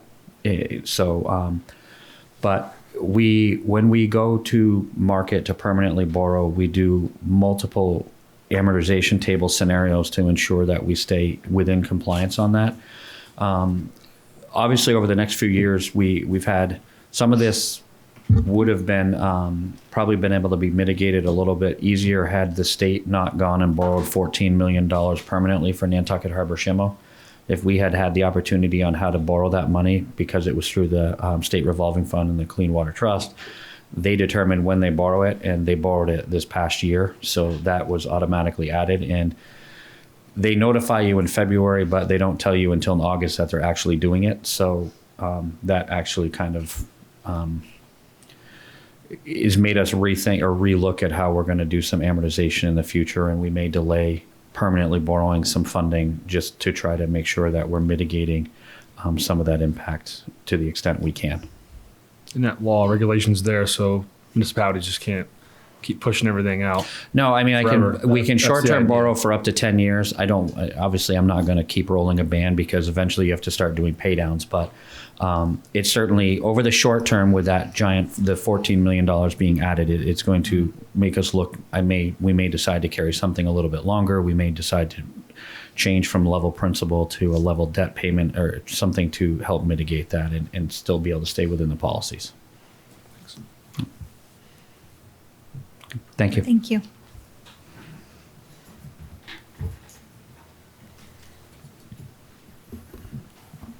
Good evening. Rob McNeil, talking solid waste. Total revenue for 19 was down 2% from last year, mainly due to lower volumes processed at the landfill. Good news, total expenditures, excluding the debt service, were 10% lower when compared to 18. And no year-end budget transfer was necessary to balance the budget. We did do some reallocation adjustment of the numbers to look at the freight and C&D services. So some of the comparisons from year to year may look a little squirrely. There's for instance, in the revenue side, there's an just over $11,000 bounced check. So that's once that clears up, the deficit will go away. In professional services, that represents that's down 30% over last year. Again, that's in the expense column that represents significant consulting and legal expenses that were not expended in 19 that were in 18. Professional services for recycling and at the MRF showed up 107% over last year. What that represents is while the waste options folks were building cell 3A, the new landfill cell, they were not mining. So there was a pretty substantial change. And so they resumed mining once the cell was constructed and came online in January. And so they finished up mining, as you know, June 30th, 2019. Besides that, we've had some pretty substantial increases in advertising. Again, getting the word out with the waste streams changes, and also some substantial increases in hazardous waste expenses. Sorry, Rob, did you mention there was a big difference in the freight? Did you? Yes, that's included in the allocation. And that's, so if you look at professional services collection and disposal, the 6.1 in 19, if you add that with the freight for 1.8, you generally, if you look at the previous year, the 8.7, and add that to the freight from 18, basically that's where you're looking at numbers So that are. you just separated them out differently. We just reallocated them differently, yes. So that's how to look at it, to kind of balance them out there. So we're slightly under. It's about 7.9 in 19 versus 8.8 in 18. So to the hazardous waste increase, obviously we're with your help, we have changed the policies and fees to encourage a greater commercial, very small quantity generator participation. And we've actually seen that, as previously reported. Good thing. It just costs us a little bit more to handle it. And if you look at some of the charts, compostable waste, the tonnages are down beginning in February, except for March, which I think is attributed more to the fact, the bottom piece. So March was a slight uptick, but pretty consistently February, April, May, and June are slightly down, which should be an early indicator that the waste stream changes are starting to affect some changes at the compostable waste stream, which is good news. We did see March, I think it was if I remember correctly, it was a longer calendar month than the previous year, but also we did hear feedback that folks are really they were a little unsure about what to do. So they kind of held on to some stuff in February and finally brought it to us in in March. Happy to try to answer any questions if you have them. Great. Thank you. Thank you.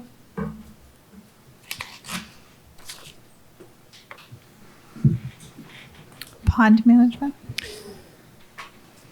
So we have a bit of a presentation about pond management principles. This is something that Natural Resources has been working on for quite a while. We've had a couple of public forums, one last summer, one earlier this spring. And with the help of the Nantucket Pond Coalition, who engaged a consultant to look at a number of different pond management issues, he's reviewed these and provided some input on them, most specifically with regard to Myacomet Pond. And not to skip too much ahead to Myacomet Pond, but since it's controversial from time to time, the general management principle for that pond would be if I'm speaking on this right, you guys can correct me, when it reaches a certain defined level via an established measuring method, the pond would be opened. And in a way that would allow the pond water to come out and then a controlled opening and not let seawater come in. Is that correct? Sort of? Yes, that is correct. Sorry, Jeff Carlson, the Natural Resources Director. So that assessment of Myacomet Pond and for what we're talking about is correct. That's something that isn't necessarily directly included at this point because we are actively trying to permit that strategy with the Corps of Engineers right now. In the study that we did with the Pond Coalition themselves. So that's kind of actively going on and being reviewed at the Army Corps of Engineers. Thank you. Okay. I think you all might maybe remember Thais. She's our new water quality biologist. Hi, thank you. I think I've pretty much met everyone. Oh, sure.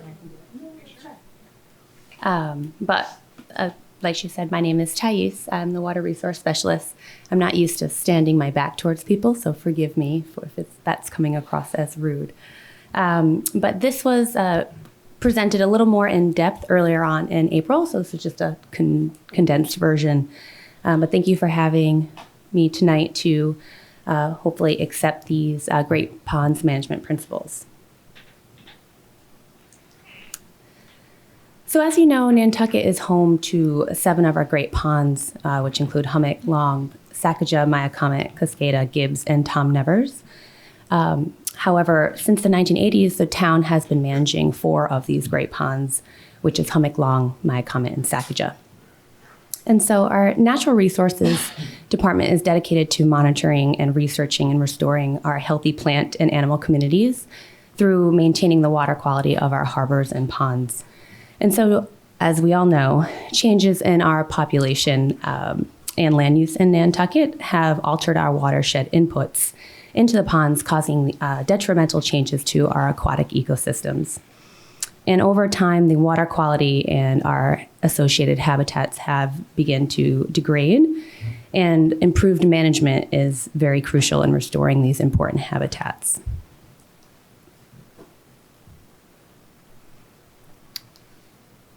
Okay. Nantucket is defined and dependent on its aquatic environment. Nutrients and pollutants from our land use development, including our wastewater, are conveyed through groundwater to our surrounding coastal systems, with concentrations and directional flows determined by our watersheds. And unfortunately, our ponds have been receiving an excessive amount of these nutrients through overland and subsurface flow, which has, as all of you I'm sure have seen at one point, led to overgrowth of algae and invasive plants, loss of our native species, and depletion of dissolved oxygen and decreased water clarity. And so rapid growth in these recent decades, and especially in the coastal zone off island, and obviously this island is a beautiful place to live, and you've seen all of the development. It has increased the demand for energy, food, and housing. And so with this consumption is the increased demand for obviously fertilizer use, increased output of sewage, and increased use of fresh water. So in addition, landscape changes, invasive species, alteration to hydrology, as well as climate changes have further altered coastal and our estuarine ecosystems. The Natural Resources Department created the pond management principles as a step towards finding solutions to achieve healthy ponds based on our extensive data and research. So our document was created to help solve and manage the previous issues discussed earlier that are affecting our ponds. And a draft, as was stated earlier, was presented last year. Unfortunately, I was not here to hear that, but we did receive public comment and suggestions for management, which was included in our principles, which we're presenting today, that we also did earlier in April and then received more feedback. And the overarching goals of the pond management principles document is to maintain our pond use through enhancing the public's ability to utilize the pond for recreation without having any adverse impacts to the ponds, as well as reduce human-made inputs to the ponds and implement the best available measures to improve our water quality. Improve and update pond and watershed data collected to include habitat evaluation, as well as to capture the ecosystem and environmental health. And lastly, to evaluate and implement cost-effective management options, as we want to be making financially smart decisions for the town. So I want to just briefly go through each of the ponds just to give a status of them, as well as the current and future management items that have been going on for each of our ponds. Hummock Pond is a coastal brackish pond. It's located on the southern shore of the island. And you can see by this little that's my pointer box here that the long-term nitrogen trend for Hummock Pond is actually increasing, and there is a high potential for our blue-green algae blooms. In 2017 and 2018, water quality declined through most of the estuary, including the lower basin. We do our biannual openings, and this is necessary predominantly to enhance our fish resources, as a lot of them use it to spawn and then released out into the ocean and come back to do the same. Also, it does facilitate the dilution of a high nutrient pond waters with our low nutrient oceans. The primary ecological threat to this pond is degradation due to nutrient enrichment. This figure on the right was taken from the Massachusetts Estuary Report from 2013. And according to this report, most of the overall nitrogen load to Hummock Pond is from wastewater at 65%. There's also dense submerged aquatic vegetation, cyano, harmful algal blooms, and the invasive wetland grass Phragmites. So that affects our public use, but also has negative impacts for the wildlife in and around the pond. Our water quality standards are also not being met due to high total phosphorus and high total nitrogen. Moving on to Sacajah Pond. This is a coastal brackish pond on the northeastern shore. It's naturally non-tidal, and so most of the freshwater input to Sacajah occurs via the groundwater seepage. Our salinity is maintained by the periodic breaching of the barrier by the town, and although looking at this box here, the long-term nitrogen trend is decreasing, there is still an elevated potential for blue-green algae. So with our limited openings from 2014 to 2017, our total nitrogen actually has risen and has returned to near our historic levels with an improvement in last year's numbers. So that was good for last year, but it's still something that we're working on. The primary ecological threat to Sacajah is degradation, again, to nutrient enrichment. We have high total nitrogen, total phosphorus, and iron content that is entering the pond system through small streams, and that does represent a distinct concern with regards to phosphorus availability. And according to the Sacajah Pond Massachusetts Estuaries Project report, which this pie chart was taken from, most of the locally uncontrollable nitrogen load to Sacajah is from direct precipitation of nitrogen on the water body surface. It's also close to shellfishing due to historic bacterial concerns, as well as its water quality standards are not being met, again, due to total high phosphorus and total nitrogen. Now, Long Pond is our tidally restricted brackish pond.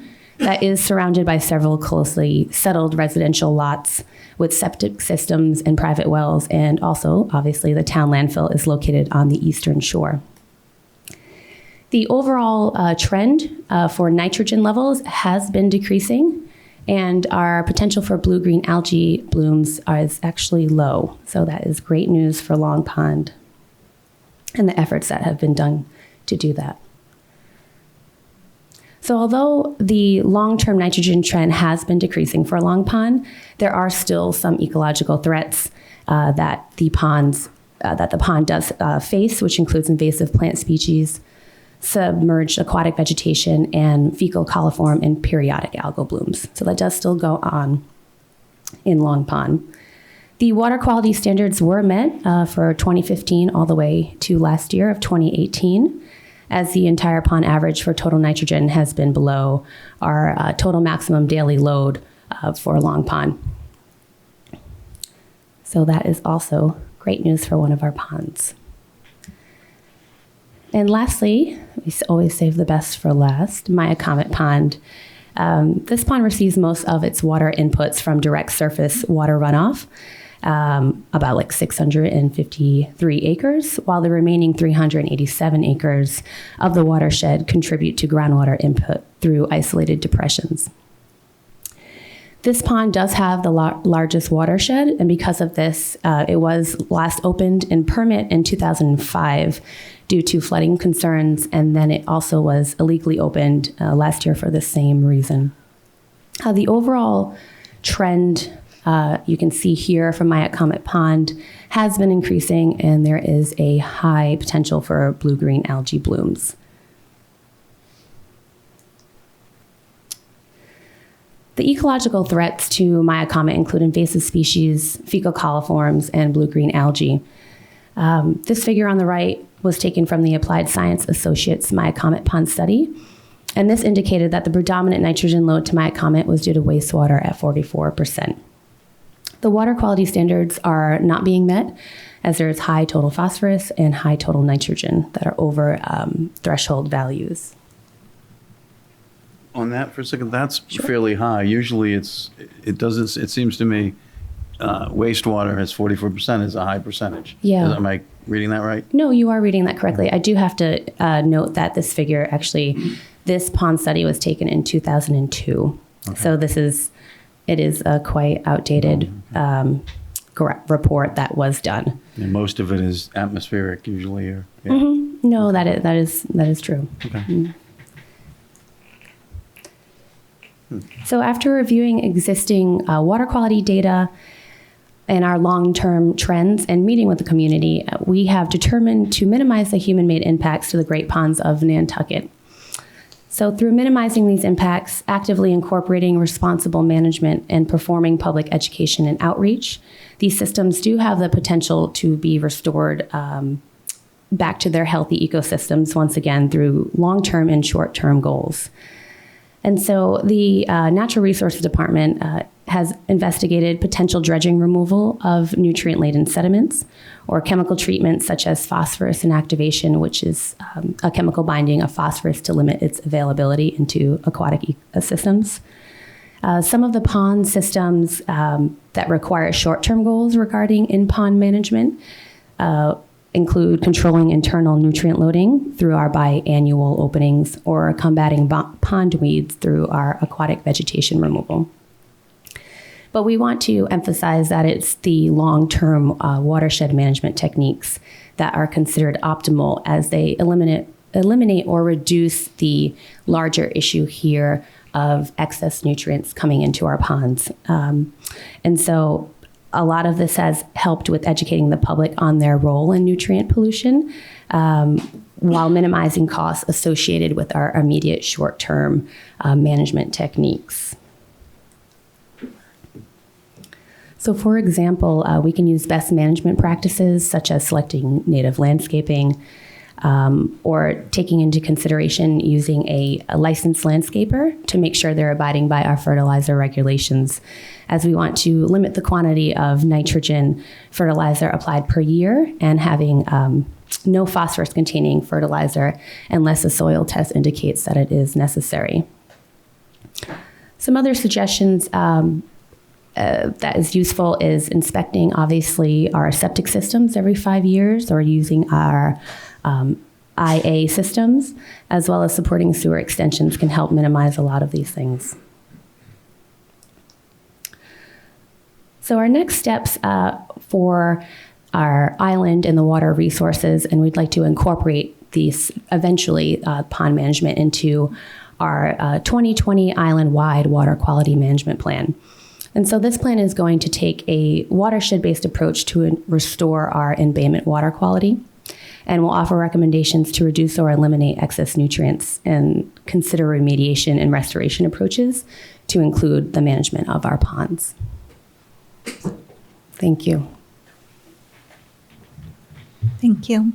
I just have one question about each of the pie charts. I think there was one that was 2002 and then the others were 2012. Yes. Is there a need to update that information, and how easy or difficult is that to do? Yeah. So we do have our yearly reports on water quality that we contract out to SMES in New Bedford. And so they provide basic reports of our ponds each year. There are reports that were taken from those were older studies. Forgive me, as I'm not sure. I don't believe any were done recently regarding the intensity of that research project that was done. I can get back to you on the Applied Sciences Academy pond study. But there is, based on the reports that we do have, we can create obviously new updated data just based on the monthly sampling that we are doing since we had started. So, and we'd be able to identify what the sources of the pollution are then? Specifically, we can look at the levels that are tested for, but it would be difficult to be, again, if there's high nitrogen content versus high phosphorus content, you can sort of decipher where something might be coming from sewage versus fertilizer. Mm-hmm. But it would be difficult to be like, this is exactly where it's coming from as it's based on. So the year to year is sort of as accurate as this would have been in 2002? Yes, I would say so. In terms of identifying sources. Do you test for things besides phosphorus, nitrogen? Are you testing for other pollutants? For our testing that we do for the town, we don't do further chemical pollutants. Nitrogen and phosphorus is done for our streams and ponds. We do nutrient testing and of the basic parameters of water, such as salinity, pH levels, chlorophyll levels, et cetera. But we're not looking for other pollutants either. No, but I mean, that's something that I know I'm personally interested in, and I think it's just the resources that we have at our hands. But hopefully in the future, we will have our water quality lab on island, which I'm hopeful for. We discuss swimming pools and chlorine and that type of thing and what the impact is. And is that something that you guys are considering, or is that something you're looking at the impact? I know there are certain communities in Iowa and out in California that have found very serious impacts on some of the, because of some of the things, especially saltwater pools, which I thought, saltwater is great, but they found some very serious impacts. Is that something that you guys are looking into for here? That could be something. I mean, as this is a new position for myself, and obviously we are a collaborative organization, but that is something that is obviously on my radar, and pools are an impact. So, okay, yeah, I've been at this a long time, and one of the things that was told to me 20 years ago from people giving some of these things is, in a lot of these areas, we don't know exactly, but the real impact is the number of houses. It's the amount of, the amount of hardscaping. It's all the things that you're doing. And unless you're willing to tackle those things, unless you're willing to really enforce those things, some of this won't work. And they told us that 20 years ago. Yeah. And so I think that we have, so I hope when we do the, embayment approach, I hope we're looking at all the factors in the embayment. I hope we aren't, trying to get rid of a few things, but then we're making it twice as worse on the other side.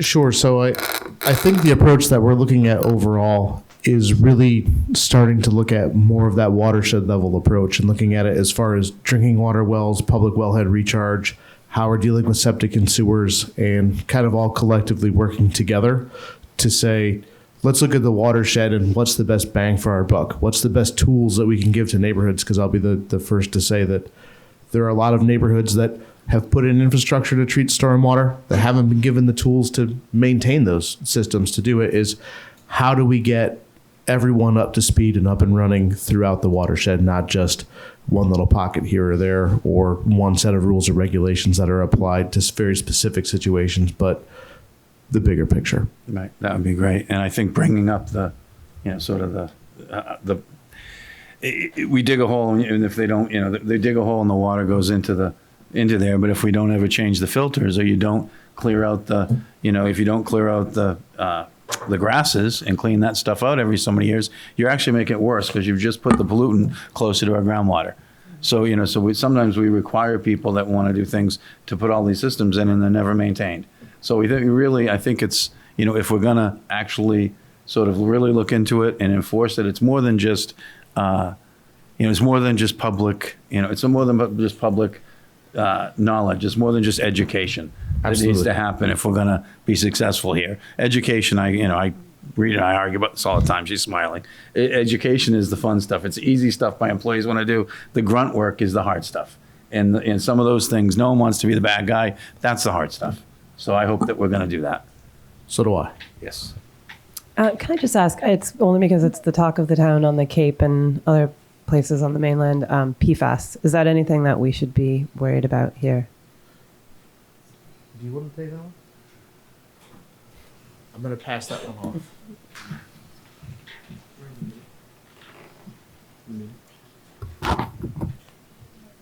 Yeah, so we do have a PFAS meeting scheduled.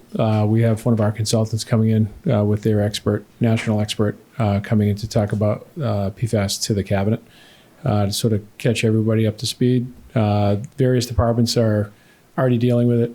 I know the airport is dealing with it, fire department. It's being talked about already with the water and sewer regulators and the landfill as well. So it's pretty timely. So we'll find out more soon. Yes. Thank you.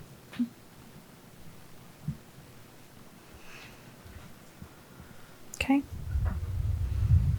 Sure. So I think to wrap up tonight, I know we provided the principles into the packet. I think we're hoping to kind of get some sign off on those, because that's something that we're going to try to incorporate a little bit more refined version into the water quality plan, but at least to know that we're headed in a good direction that everyone seems to be supportive of, because I think at the end of the day, when we come forward with the water quality plan from the strategic plan goal, we want to have a really refined product with actionable items that we can actually accomplish and do and take those watershed level steps, not just for the ponds, but that will also include the harbors. But this will give us some good guidance for the ponds themselves. Can I just ask, and I know Libby mentioned it as regards my comment pond, do we have the detail on how it will be measured, when it will be opened? Do we have the detail yet, or is that something that we're still working on? Sure. So that's something that we're still actively working on with our consultant. We've started that conversation and applied to the Corps for what they would be looking for and the parameters they would be looking for in those specific situations and how that permit would read. And to gain some flexibility in some of our other pond openings for time of year and kind of the restrictions that we have for primarily Sacajit, but for Sacajit in my comment. So that's kind of a work in progress. Again, that's something that really is more affected in the spring. So I think we're hoping to have all those details hammered out kind of through this fall and winter, and having that open discussion with the Corps of Engineers is something that we think is important to do. Thank you. Do we need a vote? I think we'd like adoption of the principles, and we can come back to you with Yes, some of the please. specifics Okay. when we have them. Is there a motion? Make a motion to adopt the principles as represented. Second. All those in favor? Aye. Any opposed? Motion carries unanimously. Thank you for the time. Okay, next we have a paid parking system update. This is not associated with our normal strategic plan update. This would normally be part of that. But through a contact that the chief had with Barnstable, we were able to meet with the town of Barnstable's parking manager yesterday. And we wanted to, as a result of that, we really sort of focused on what our implementation plan is for paid parking. And I want to review with you just some of the detail. This sheet that I'm going to go over with you right now is very detailed. It is not for any decision making on your part. It's just so you gain a maybe deeper understanding, as we did, about what all needs to be done, we believe, in order to implement the system. And then I'm going to show you a summary of what our intended plan is. So this sheet just reviews the select board's focus area of transportation and references the goal number 1 under that focus area, which is as it reads there. And then there are a series of people identified as being associated with the implementation of the goal. There's a point of contact, project manager, there's an implementation team. We think there may be need for a program manager. Barnstable has a dedicated paid parking program manager, and we think that's going to be probably important to have a successful program. Administrative guidance and direction will be given through the town manager. Policy direction, of course, will be needed by the board at some point. There are staff assistants, dedicated people listed there. Stakeholders we will need to be getting involved with shortly, and then just various other interested parties. So following that is simply a draft outline of the development of a paid parking plan, beginning with the preparation of a pro forma business plan. We're working to identify estimated costs and expenses that are associated with the resources, equipment, staffing that will be needed, along with potential estimated revenues. The 2011 Nelson Nygaard report does contain some valuable information about that, which we are going to be pulling from. We'll hopefully be able to explore some potential cost sharing from potential business partners, and there may be some potential grant opportunities. So we're going to be working on this so that we can determine what exactly would be needed from the general fund or other budgets in order to implement the program entirely. We're working on a timeline, which includes procurement, what we need for fiscal 20 and 21, and hiring of additional staff, which will probably need to occur in fiscal 20. Other items that we're going to need, these are not prioritized, they're just a listing, are listed there. I'm not going to go through every single one of them, but there are a number of things that we've identified. This is not necessarily an exhaustive list, but some of them include things like, and this is going to get into some policy issues with the board at a later time, what changes are needed or will we be proposing to the timed parking districts and perhaps the commercial parking districts? We may be needing to establish an enterprise fund for the parking revenue. That's the paid parking revenue, not the parking fines. They're different. Maybe there's a role for the data platform or another group like that. We'd have to procure it for data collection assistance. There may be a need for special legislation for increasing parking fines. Barnstable, for example, has higher fines than obviously the paid parking, so that you're more encouraged to use the paid parking and not get fined for parking too long. There may be some exemptions we want to look at in the existing parking regs. We'll need to look at organizational structure, potential adjustments. If we are going to have a successful paid parking program, we need a parking division. Where is it going to live? And I'm not asking you any of this. We're going to be coming up with recommendations on it, but I'm just telling you.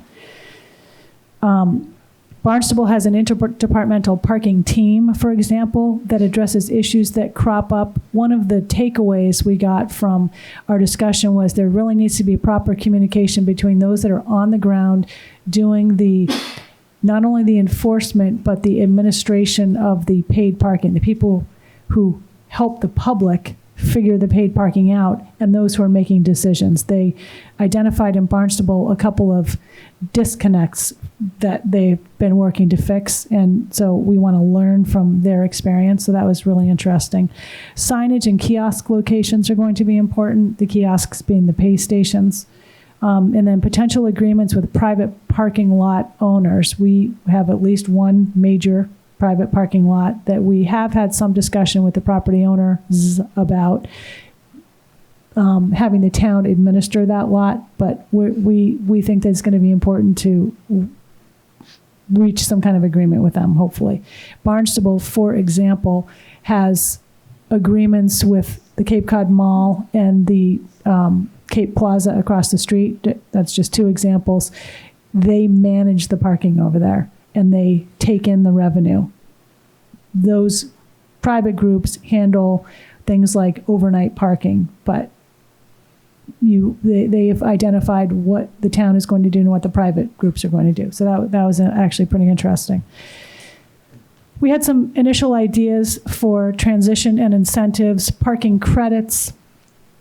Barnstable, for example, gives credits to people who use certain parking lots. So if they want to park downtown, they would not necessarily outright pay. They'd be able to use their credits. Park downtown, say, if they're an employee and they park in a lot when they go to work, they could get some sort of credit. And then when they do want to go downtown to go out to dinner or whatever, they could potentially use their credits. We've talked about a direct commuter express shuttle nonstop to and from the downtown. We also talked about that earlier at a board meeting when we were talking about the valet this year. We think this might be an important component of the program so that people can easily get to and from downtown. That may be an arrangement with the NRTA. It may be something different. We need to explore that. Cultural shifts that need to be initiated. Barnstable had some good ideas about how to tackle that. And they've had a paid parking program for a while, but they overhauled it in 2017 and learned even more about what it takes to have a successful program. Let's see, one of them, I didn't totally identify it here, but for example, they have what they call gateway greeters that are actually housed in their visitor services department who roam certain areas where they have paid parking, and their sole job is to help people figure out the parking. They help them with an app, they help them with the pay station. If somebody, for example, wants to park at the High Line, they say to them, "Are you going to Nantucket?" And they say, "Yes." "Are you going to be there overnight?" "I don't know. I'm planning to come back in the afternoon, but I'm not sure." So the gateway greeter says, "You should really think about not parking here right now, because if you're here for longer than 6 hours, you are going to get a ticket, and it's going to be more expensive than what you'd pay to park here for 6 hours." They have a 12-hour limit. So they would be redirected to a paid lot, and they have shuttles to get there, and they can tell them all about how to get there. So it's things like that. And by the way, their whole program over there is called Park Happy. So they're trying to turn it into a happy experience. And they've got the gateway greeters that really help with that. So that we want to definitely take a look at something like that, which is another thing we talked about. Should we name or brand our program? That sometimes makes it more, palatable or engaging to people. Public outreach and education is obviously going to be important, and we're going to be developing a plan and a timeline that will get more fully evolved as we move into the procurement and other timeline processes. Outreach for alternative modes of transportation, shuttle, carpool, walk. In Barnstable, for example, they say you should, if it's not too far, walk. You can get your steps in, and everybody has that on their wrist and stuff like that. And Remain is already really helping get the word out about alternative modes of transportation. There are some challenges that Barnstable mentioned that we also probably have, as do many towns, and one of them is cellular or Wi-Fi coverage. That's not really part of this goal. That sort of related to another board goal, but they were saying that they do have gaps in coverage sometimes when there's hundreds of people, for example, down at the High Line.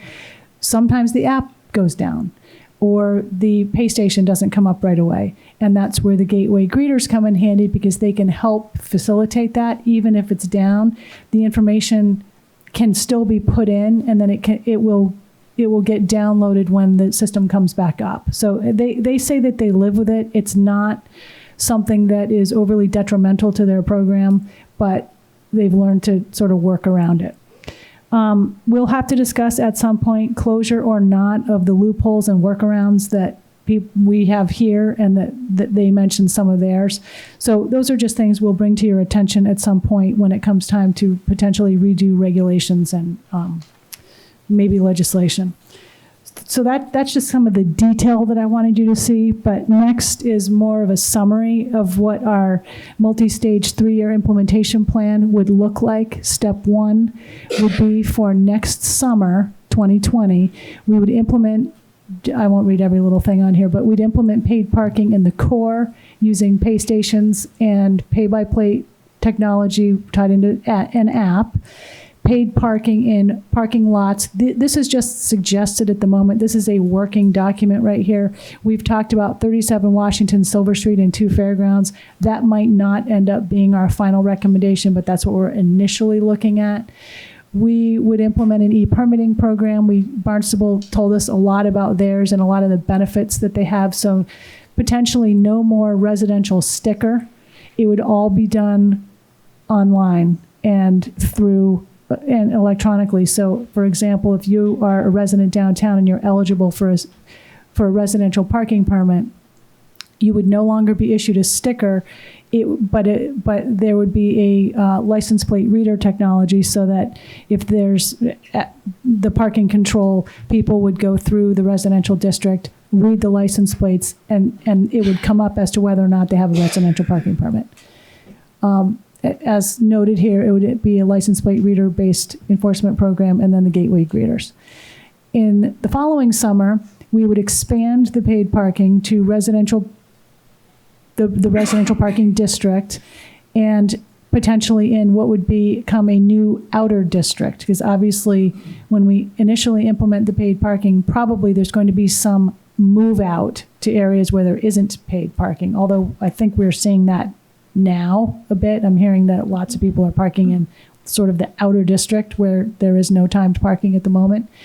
The creation of additional residential parking districts. These would be sort of like neighborhood-based sections. So, for example, right now, if you have a residential parking permit, you can park anywhere in the residential area, not just near your house. So the idea would be that there would be a neighborhood. You can park there, but you can't park in the one that's way far away. You park only in yours. If you want to park in the other one, then you're going to be paying for it.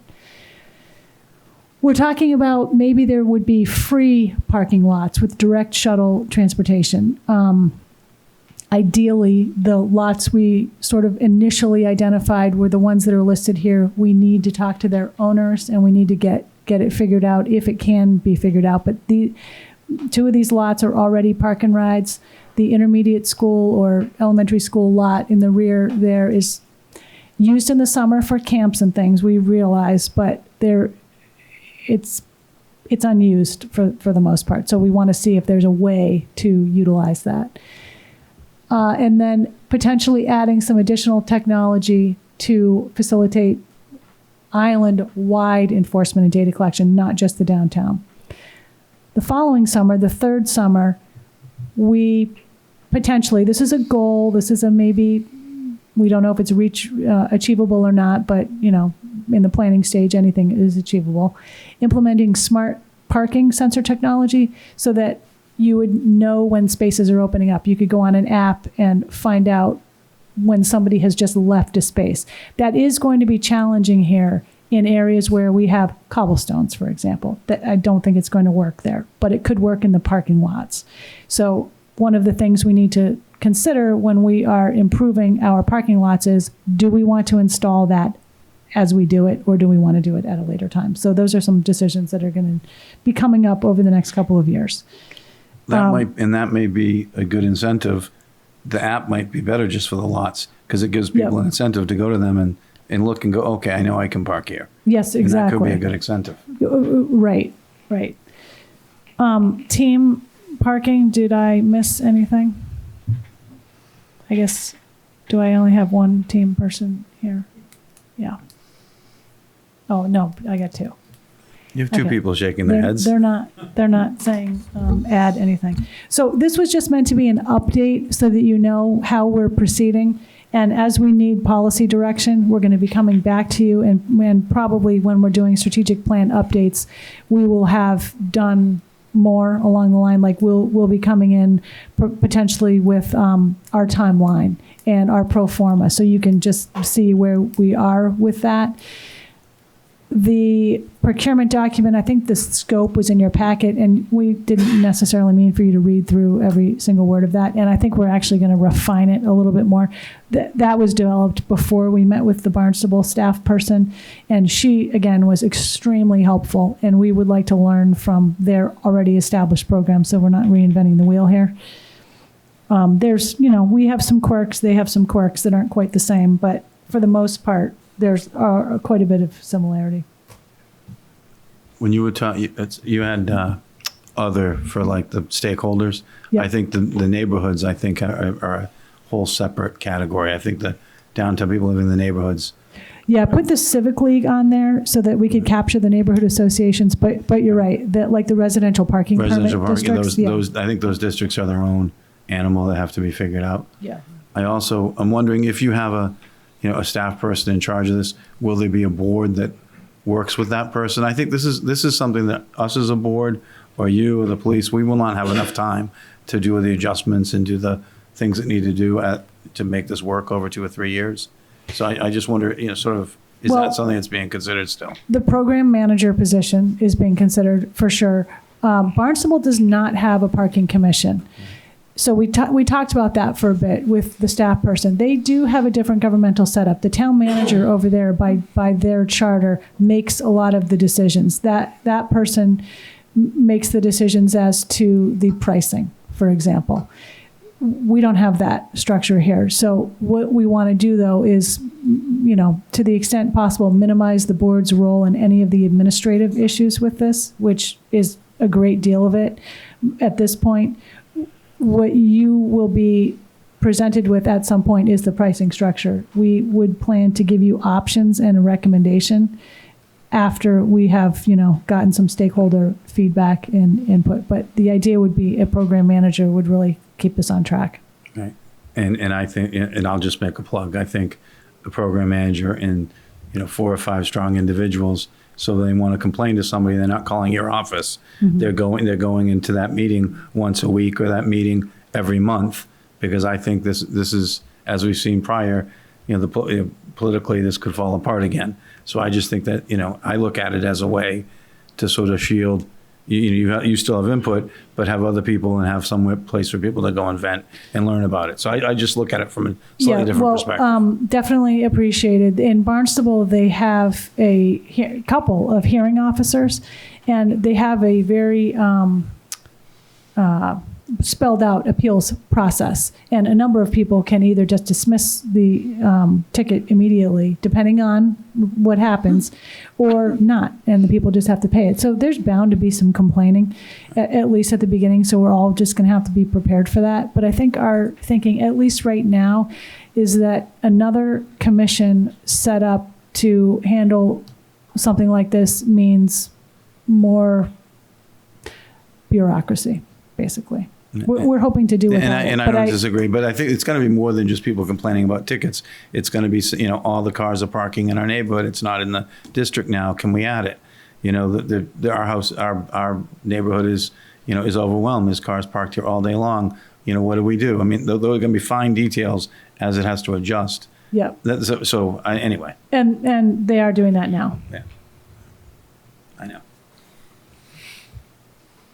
I just had a couple of things. I think it was smart to talk to Barnstable and see what their challenges are and what their successes are, and adapt it to here. Mm-hmm. I think a lot of times we here in Nantucket don't want to do that because it's different here. But I think we can learn from other towns. So I thought that was good that you guys dug in with somebody over there. I think, like Christine and I talked a lot about, is trying to get more efficiency and improvements out of NERDA when we start implementing these things. I don't want to speak for you, but you've got a lot of feedback just through your daily work of people. I think if we could tweak it a little bit, as we give people incentives to not park downtown, they're willing to ride the bus if it could be improved here and there. So I think we should try to work on that as much as we can. 2 Fairgrounds lot, I think there's a great potential for improvements there for a shuttle bus. I think if we implement these things, we have to give people other options for not just improvements in NERDA, but also shuttles. We have to be a little creative, whether it's, I know the taxis will kill me, but, vouchers for Uber for elderly or programs that are working in other places that makes sense. For taxis. What's that? Or vouchers for taxis. I'm Either trying way. to get you, keep it alive. But they don't want to do that. So I'm just, trying to think outside the box. And the sensors is a great idea. There's historic towns that have been doing this for over almost 10 years. I know the cobblestones are a problem, but if we at least had them in the parking lots and you could look on your phone and say, there's 6 spots at 37 or 2 Fairgrounds Road, then you could just go there. That's pretty common. And the kiosks can be hidden. We could put one in visitor services. We could make a deal with Stop and Shop. We could, right? They don't have to be on every corner. So I think that's going to be a huge fear right off the bat, thinking of paid parking. So I think we can make it work. But like what you said, there's going to be, politically, we're going to get pushed. There's gonna be a It's going to be a lot of little stuff to scary, figure out. and we're going to have to do it right. That's all. Try to list them off. Yeah. And I just kind of want to touch on the NERDA. We've talked a lot about having it be set up for commuters. So having a more dense schedule between 7 and 9 a.m. that gets you to town to get to work, not getting to work kind of at 9:20, 9:25 and going the whole loop of the island.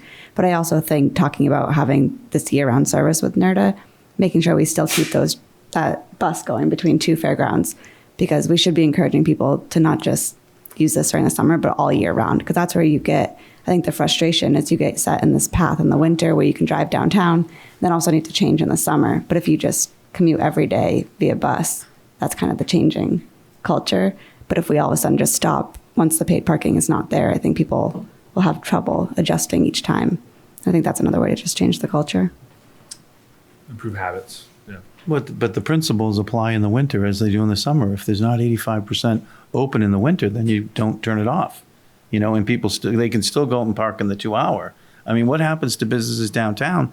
People park when there's no enforcement or no, they're allowed to park as long as they want. People park in front of their businesses all day. The businesses suffer completely, and there's no turnover. And so I just think that, and people have to realize they can walk 1 block, 2 blocks, park in the 2 hour and walk in, and then the downtown will be more vibrant year round. So I just think those kind of changes, this system is going to, I envisioned it working more than just 3 months a year, and then we turn it off. I envision that this is a permanent part of our, where it's needed. No, and I agree. That's, I think, what I would like to see. The rates can be adjusted. Yeah, exactly. The rates can be adjusted, and it's all adjusted so that you end up at 85% occupancy in these different areas. The most convenient places should be the most expensive. The less convenient should be less expensive, which are sort of basic principles. And I know you guys know that. I'm sort of saying it for the camera, so that's important. And there's a lot of aspects to this. I also think we can't, I think if we're adding 500 or 700 cars at peak, which is what our numbers kind of tell us, if we're doing that, it's going to be hard to build enough satellite lots and and fairgrounds might be needed for something else. We want to build a system. In my mind, the goal in 5 or 10 years should be such a good system of buses and other transportation that you don't have to drive to a lot somewhere. Maybe there's a lot at the end of Tom Nevers Road, so you can get on something there quickly, a shuttle that you're talking about. But once people put their keys in turn the ignition, they're going to take a chance. So I just think we're such a small island, and we've got such a good opportunity to actually create something that benefits everybody. I think we really, this is a good step. But I don't want to lose sight of that. I don't want to go part way and lose sight of that. And I always think going back to the data platform to see where people's home and work is, because so much of the island lives on Old South and kind of Milestone. And then we have to drive all the way to the Chicken Box to get on the shuttle bus. What if we could just be parked out on that Milestone area? Operdale Farm Road, that could help. Yeah, I mean, we have to build a level of confidence with people who are traveling here for the 2 busy months of the year that they don't have to bring a car. They've got to have reliable ability to get a ride somewhere, whether it's by bus or ride share or electric bike. When I think the beach, I mean, so many cars, they just load up with so many beach I see a lot of people they're going to the beach. They might take the NERDA into town or get a taxi into town, but I think the cars and the beach are going to be one that will be difficult to crack. But.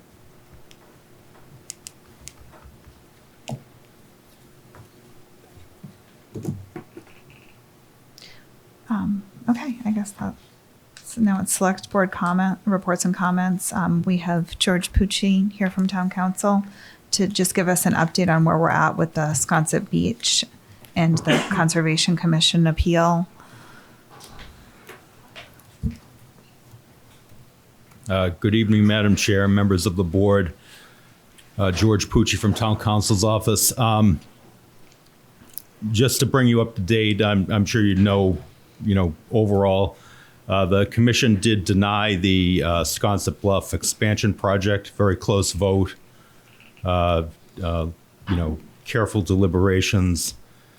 4-3 vote. They denied it. SBPF has filed a appeal with Mass DEP seeking a superseding order of conditions, basically to overrule their denial under the State Wetlands Protection Act. The commission also denied the expansion project under the local wetlands bylaw. That appeal will go to Superior Court. The appeal to DEP is due within 10 business days of the order. An appeal under the bylaw to Superior Court is a 60-day deadline. So I have not seen anything served, and I know Jeff Carlson's been monitoring it. We haven't seen anything served as yet in Superior Court appealing the local bylaw decision, but the appeal has been made to Mass DEP on the state portion. This week, apparently, DEP had planned originally to do their site visit on the request for the superseding order of conditions. Jeff advised me that they had moved that they're looking at a date toward the end of August now to do a site visit. And that would essentially be somebody from Mass DEP will come out, view the site, speak to people on site, and then they take that information back and at one point they will issue a decision one way or another on whether to overrule the commission in whole or in part or to uphold that order. There's a 70-day deadline for Mass DEP to act under their state regulations. Typically that can get extended out, so I wouldn't I wouldn't look at the 70th day and expect a order necessarily by then, but I would expect it, especially even thinking back the last time DEP ruled on the earlier project, within a month or two of the site visit, I would expect some type of ruling from Mass DEP. I can give you an overall view of, the reasons for denial and SBPF's, grounds for appealing to Mass DEP if you need that, or answer any other questions you have. We're at a very preliminary stage at this point. DEP, the Conservation Commission is automatically a party to the appeal of the order, but we haven't really filed an appearance of counsel or anything like that. It's really the board's decision if you want to engage counsel actively on the request for the superseding order of conditions, in which case I would probably want to attend the site visit and probably submit some commentary to Mass DEP while they're deliberating on the superseding order. There are no regulations that specifically provide for that, but if we're engaged on this, typically I would submit some commentary in support of the board's order if the board were to choose that you want to actively defend the denial of the permit. The Superior Court case, when that's filed, you really do need to get counsel in there or you can get defaulted in that. George, what's the time frame for needing to decide whether or how to actively defend the decision? Pretty much now. I would do it sooner rather than later. Fortunately, the DEP site visit was postponed from this week. I certainly would recommend a decision one way or another, before the site visit is rescheduled for the end of August. Just because, once that occurs and then it's under deliberations, it sort of takes on a life of its own. So it would be advisable to, provide some commentary early on, before it's too late for any type of consideration. If we didn't engage in that, what would be the next step? What if they did obtain a new order of conditions?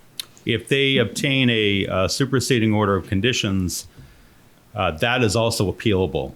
So one decision you may want to consider at that point is, say hypothetically, Mass DEP, let's go on the other side. Let's say that Mass DEP upholds the order, affirms the order in its entirety. You could expect an appeal from the party that filed for the superseding order. That appeal would be due within 10 days of that superseding order. And that appeal goes to, and the converse of that, if they issue a superseding order overruling the commission, you could decide whether or not you want to file an appeal of that. And what that would be a administrative, a quasi-judicial administrative appeal to Mass DEP, to the Office of Appeals and Dispute Resolution at Mass DEP. Those are evidentiary proceedings. You retain expert witnesses, you submit testimony. There would be an administrative hearing where you cross-examine the other party's witnesses, and at some point a decision would come down on that. That decision is then also appealable to Superior Court under a State Administrative Procedures Act appeal. And what's the basis of upholding or not upholding it at that level?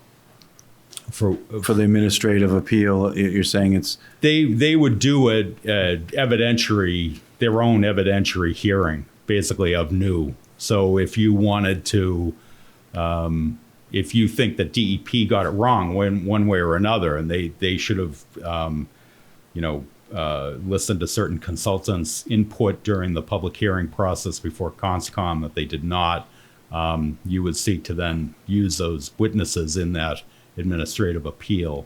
So DEP, and again, it's not DEP the DEP that issues the superseding order. It's the administrative law judge in the Office of Appeals and Dispute Resolution at Mass DEP. They would render a decision based on the evidence before them, almost like another super permitting board at that point. So no new evidence is allowed. It's prior evidence. No, it would be new evidence, but typically in these cases, there's been such a vetting of the project that you would typically see the same consultants that you saw along the way. Right. And the town didn't. There was some peer review done with respect to the submissions that CONCOM arranged for.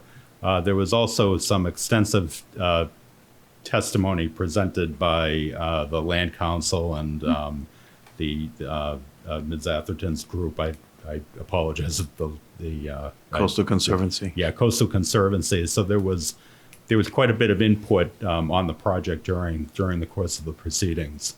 Basically, what it comes down to is it's a matter of performance standards. Conservation Commission ended up voting that they found that the applicant did not meet the applicable performance standards. That number one, it wasn't a project limited to protection of pre-78 buildings, pre-1978 buildings, that it also included infrastructure. And if it was to protect pre-78 buildings, that it didn't meet applicable performance standards, that the applicant didn't show that there weren't better alternatives of protecting that. They also had raised issues about gap lots, along the project area. SBPF has contended that in these areas of the gap lots, they need to extend the structure in front of those gap lots for a continuous structure, for the expanded project. That was their claim on that. So that's where we're at. I should point out this case is a little bit unusual in that you'll recall that this board voted to authorize, as a landowner involved in the application, voted to authorize SBPF to file this notice of intent with the Conservation Commission. This appeal of the Conservation Commission's order now, though, is being filed strictly by the applicant, not the actual property owner. So that's, I'm not recommending that you do anything with that information, but it's definitely relevant information that you want to, consider. Typically, you'll have an applicant working with a homeowner or, a property owner, usually kind of, act together. And even if the applicant is doing all the lion's share of the work and the property owner is just sitting back and waiting to see what happens, either for the purpose of sale of the property or for whatever reason, typically they're in sync, the applicant and the owner of the property. Here you have the applicant now, originally with your consent, has filed seeking the superseding order against the Conservation Commission, which you're the executive body, with the jurisdiction over retaining counsel and incurring costs of defense for your permitting board, but you're also the property owner. So, there was discussion at the time when you assented to this notice of intent as the property owner, not to condition it on not appealing. But there was no, at least from my standpoint, I don't think there's anything legally binding you from saying, well, we don't agree now to allow the appeal to go forward. That would be something, you may want to consider. Do you consent in effect to the applicant suing your permitting board, when you're the property owner? That's something for you to think about. How do you think that how is DEP or Superior Court going to look on that aspect of it? What impact might that have? Well, it's not going to have any impact unless and until you raise the issue, because contrary to the notice of intent, the notice of intent required the property owner's sign off. The appeal to DEP, the applicant has standing to file that appeal. So if you don't do anything about it, Mass DEP is going to probably not raise the issue themselves. They're going to rule one way or another on that superseding order. Same thing with the Superior Court appeal. The court's not going to reach out and say, oh, gee, I don't see the property owner involved in this case. But if you were to decide that you wanted to raise the issue, then, we would seek to raise that issue. Like, say, hypothetically, the board says, you know what, I object to them going forward with this, at least without even approaching us before they did that. I object to it. Counsel, I want you to object in these DEP proceedings. Then I would go ahead and do that. I would write to DEP. There isn't really any type of hard and fast rule about that because, like I say, the applicant has standing to file that appeal. How does the town meeting vote work into that? It's another interesting thing. It's almost you could look at like a cart before the horse type thing. I don't know which one would be the cart and which the horse, but if you look at it this way, going forward with further appeals on the environmental issues is sort of, the cart before the horse of, well, would we even be able to get permission to do this? So, however you want to look at that is up to you. But that's the fact is, say SBPF, you don't raise any issue, or you raise the issue and Mass DEP says, forget it. We're going to rule on this. And they go forward and they win wholesale. You could still turn around and say, guess what? Your permit's worthless because we're not granting consent to it. And, it goes to town meeting and it gets defeated at town meeting. So, it is what it is. But there are deadlines that apply. So it's not like they could sort of sit back and say, well, we're not going to file the DEP appeal until we see what town meeting would do. But that issue is out there. Is how would you consent to it? In that context, I have to say, and this is not policy advice or policy insight, but as counsel, as litigation counsel, and I've represented this Conservation Commission over the last 9 to 10 years, and in that we've never lost a case with the Nantucket Conservation Commission, any way, shape, or form. Permit denials, permit grants, regulatory taking claims, you name it. It's a very strong commission, and we always prevail in the Superior Court or appeals court. So, from sort of a litigator's perspective, if I'm giving you legal advice about it, I find it a little untoward that there was no reach out. The Conservation Commission had raised issues about, well, one of the members who happened to be the chair was, voted in opposition, but he was very clear during the hearing process that if there were certain issues that were addressed in terms of, the size and scope of the project, he was definitely indicating a grounds for getting some type of approval on this. And there was never any type of reach out or, approaching you to say, well, what do you think about this? Or we could look at it maybe this way, or do this part of the project this year, or look at this area. It was just, okay, we did the initial project, and now we want to do the expanded project, and that's what we're going to seek permitting for. And then it gets denied, and we don't hear anything, and we just get notice of applying for the superseding order. So, and like I say, this isn't a policy insight. It's more from a litigator's perspective. You're the property owner, and you consented to it in the first place. You control counsel. You control how vigorously you want the Conservation Commission defended. It would make sense for, a party in litigation to have reached out to you at some point. So we're having the conversation for the first time now. There's always time for dialogue, no matter what stage you are at in proceedings. And I'm just sort of throwing that out there to you.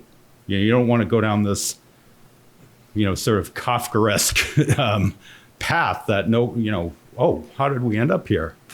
So. Don. Mm-hmm. George, I have a question, comment, to try to think through this. You keep saying, so the DEP superseding order, you're explaining how it looks a little funny from the outside, that we signed the NOI for them to go forward, and now we're objecting to the applicant going forward. Is it that, or is it we're supporting the Concom? Is it one and the same? Is it only seen one way from? Because I thought we were saying, yes, go ahead and apply. Whatever Concom comes up with is what we come up with. We're not support. I know we're the property owner, but that's the way the three of us who voted yes to go forward is to allow you to apply. And so now I'm hearing you say, well, now we're objecting. We would be objecting them going forward. I guess I'm saying you're not. You haven't done anything. We haven't done anything. I know, but we're talking hypotheticals. Yeah. You haven't done anything. It's just I'm just putting out the context of this and the legalities involved and who the parties are and who has standing. I want you to have all the information in front of you. You could very well sit as a policy decider and say, no, I'm good with this. I want to see how this will play out. It was a 4-3 vote, and there were a lot of good issues involved, and overall we were in support of the project, and we backed before the initial project, and then it ended up at the expansion. And I want to see how this plays out in the permitting process. I want to see how Mass DEP rules, or you could take that position and say I have no problem with it going forward like that. Or you could say, wait a minute, you didn't even come back to me and ask if we're supportive of you seeking a further appeal of this order. Are you okay with the fact that you have to incur the fees to defend the Conservation Commission with the order? And if you do, I can tell you, again, and I refer to representing them for the last 9 or 10 years, if you engage counsel to represent them, we're going to represent them. I mean, we are going to be very aggressive in representing the Conservation Commission and getting that denial upheld. And if you support it further, if in the event Mass DEP overruled them, we would vigorously seek to have that overturned at the administrative appeal level. Right. So, these are just issues that you just need to be aware of. I don't know, Jason, if this is kind of what you were getting at, because I thought it was very clear during the NOI discussion and assent, and I know specifically, Don, that you said it, that we at least said it, and I don't know if we included it in writing, that just because this board approved the assent doesn't mean it is indicative of a decision on a license. The license doesn't have to be granted. Yes. So I don't know if that was captured in writings, but I feel that would hopefully show DEP a little bit of the context of the decision, that it wasn't just we're a property owner and we're okay with it. There was definitely a let's see what the process. Yeah, but it's somewhat it will be totally irrelevant to them. Okay. I mean, if short of an objection that you're saying, counsel, go in and object to this. Mm-hmm. They're not going to take into account, the conditions for the original assent to the notice of intent, and it's not the type of condition that says we're allowing the notice of intent only up to that decision point. You don't have that. You didn't vote that. So a couple of the things that were voted as contingencies were the shovel-ready project, and then Libby had to work very hard with them to get that completed. That was the shovel-ready project for the relocation of the north end of Baxter Road. Issues like that. You definitely, I don't have the document in front of me, but you definitely made that declaration to them that the fact that we're assenting to this and letting you go to seek permitting from the Conservation Commission does not mean that we're going to give you a license for this. So that was very clear. Okay. But you saying that is different than, objecting to them going forward now to DEP. That's kind of what I'm saying. But it's the same, and it's the same thing also for the town meeting question that Matt asked is, well, no matter what happens, it doesn't guarantee that.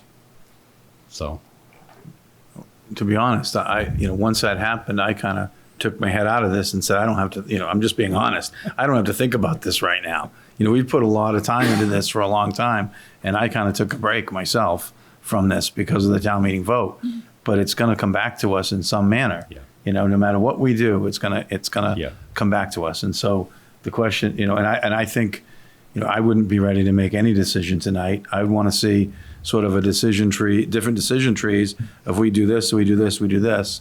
I usually want to support the board because I don't like to be on two different sides. I don't want us against the Concom and suing each other, with different lawyers. That doesn't kind of make sense. So that's difficult.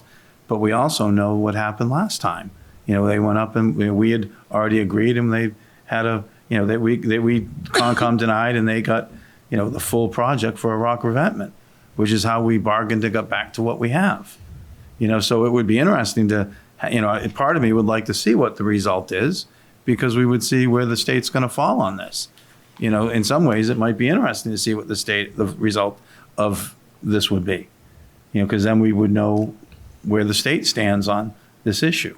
So if you're taking that tack, there's not a lot involved in getting the type of serious, costly litigation that I'm talking about would be more at the level of, once a superseding order issued, that appeal to the administrative law judge at Mass DEP, that's a costly proceeding, because then you're getting expert witnesses and all that preparation time. And those cases are handled very seriously. It's funny, some people don't realize, like the administrative appeal level with these administrative law judges is often much more vigorous than a court proceeding. They're, really hard and fast with their deadlines and your filing requirements and, identifying your experts and getting that testimony in. And, they're very, they're intense proceedings. So your real cost would kick in at that point. It's fairly minimal to just have counsel present at the site visit and, any type of commentary that you wanted to give. But even that, if you wanted to wait and see how Mass DEP rules, you sort of would not then be really submitting much in detail to Mass DEP to sort of, say why they did what they did. Matt, I don't quite understand. What would be the advantage of not taking a stance? Well, I'm not saying, I don't know whether not to take a stance or to take a stance, but we need more information. I would need more information and sort of, walk through the possibilities, which is hard to do on the camera and hard to do. You can't tip your hand if you're going to be in litigation. I mean, some of this is difficult. And so, but knowing it sort of, my feeling was that the, sort of the state sided for the hard armoring, they sided with the whole thing.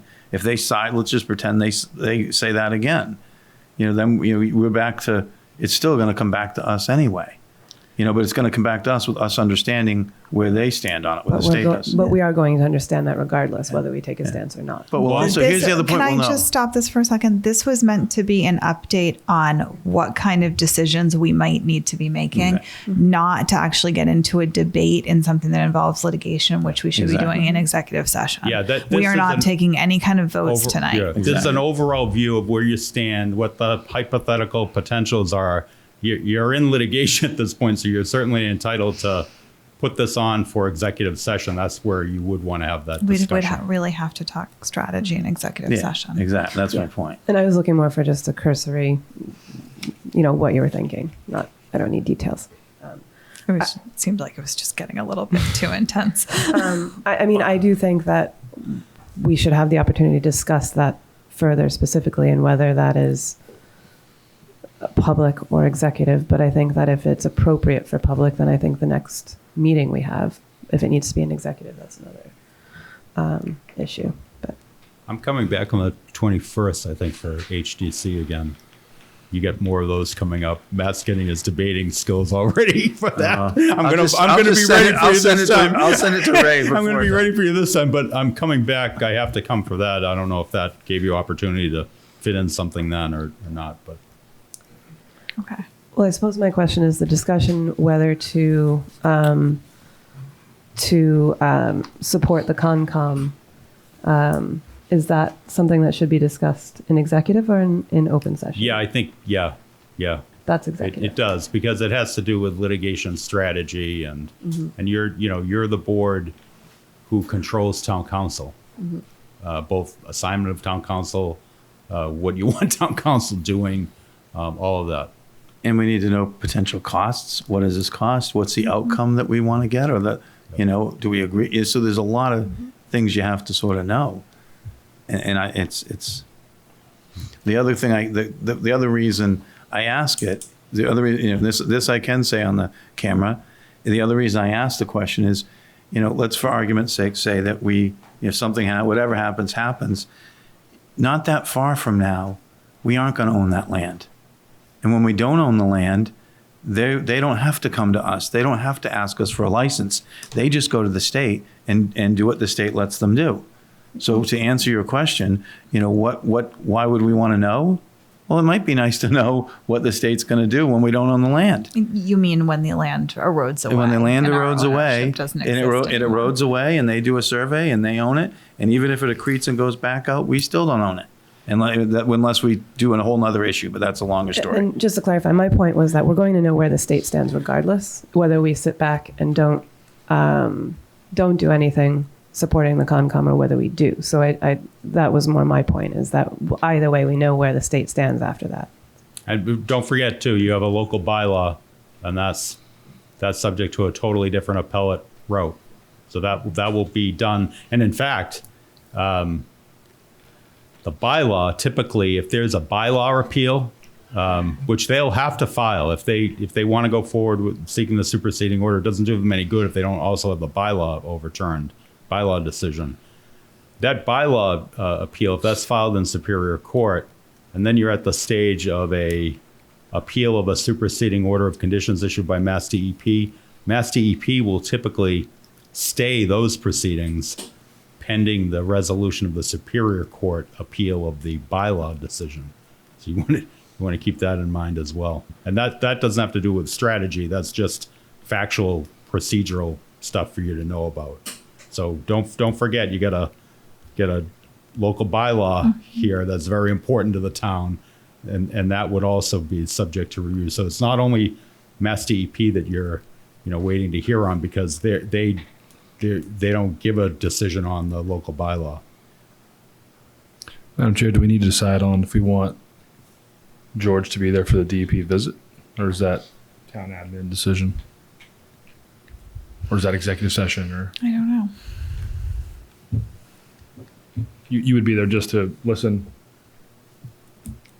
Yeah, last time, they it's good to be at site visits. They don't provide testimony or advocacy, but I would recommend, having counsel present at a site visit to see what goes on and what's discussed and what's observed specifically. It makes sense to me. I think just generally as property owners, it would, if it was. I mean, in private a case of property, this nature, every time Concom, does something, for an isolated wetland or something, I don't go to site visits on those, but this is a, pretty important, project for the town. I would recommend having council present. Well, if you need direction, for me, I think it makes sense.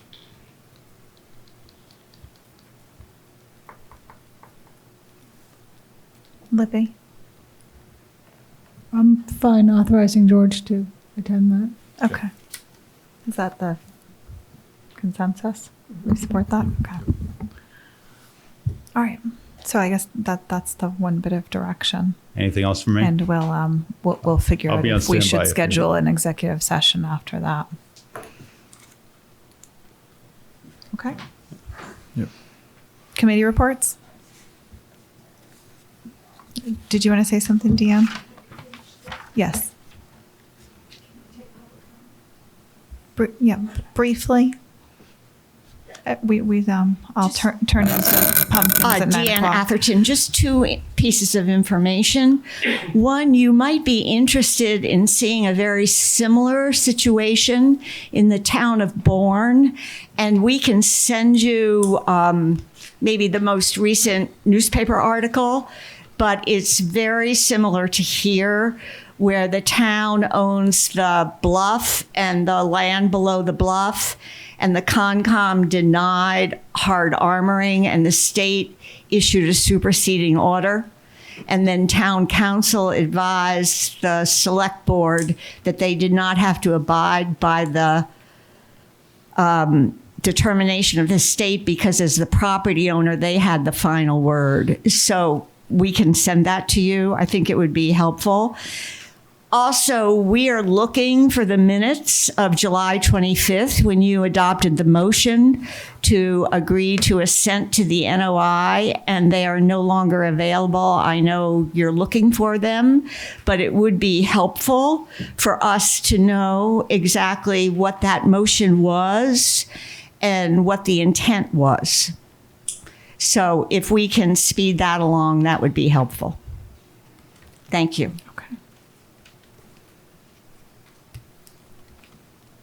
Okay, we're moving on to committee reports. Anybody got anything? Nothing for me. Go for it. So the Neighborhood First had our first meeting. That's the group that the Affordable Housing Trust Fund put together to implement the $20 million. And Tucker Holland did a really great job kind of walking us through what the Affordable Housing Trust Fund has done over their strategic plan and kind of what the 3-year plan is and where these funds might come into play. So I think we all walked into the room excited to spend money right away, and it's going to be we're actually using a strategic plan, and it'll probably be a couple of years down the line before we spend it, but it was really helpful to get everybody together. The plastics ban workshop, the informal group, we have another info session on August 13th at 8 a.m. here. So business owners and people in the community are encouraged to attend. The Town Government Study Committee has been having open sessions to hear from summer residents, year-round residents, trying to get feedback. And that is next Wednesday, 4:30 in this room, August 14th.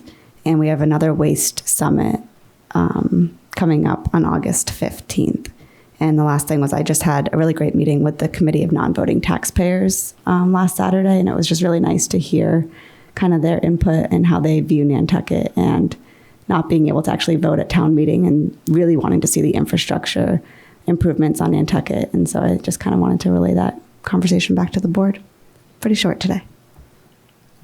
I've got a couple of quick things. I'll follow up plastic. I spoke to Stop and Shop and asked, because they have film and clean bags they send off, and I asked what happens with those, and those are actually recycled.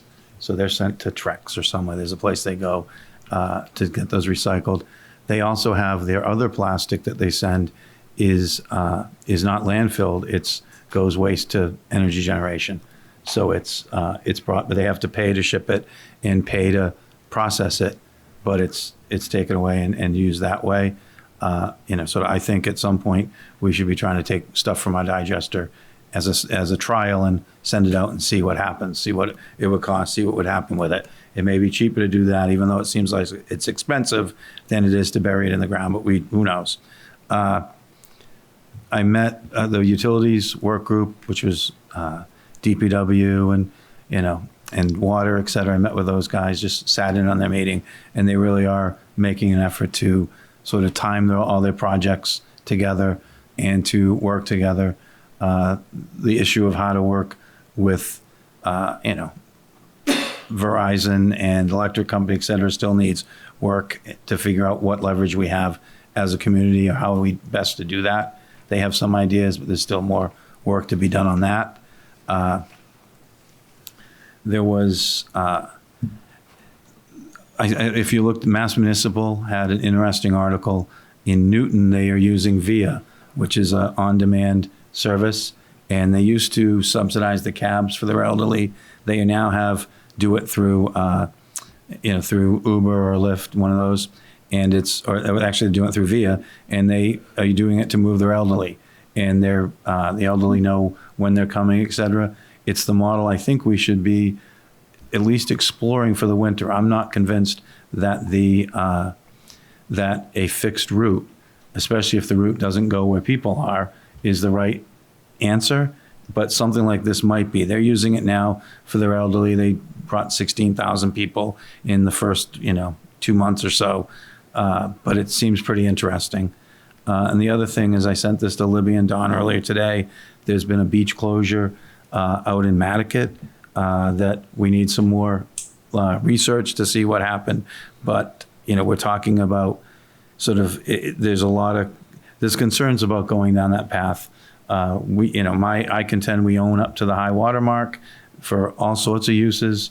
Allowing beaches to close right down to the water is not how we've done things. It's not our customary practice. It's not what Nantucket has done. So we need to make sure that, we are researching this, figuring out really what's happening.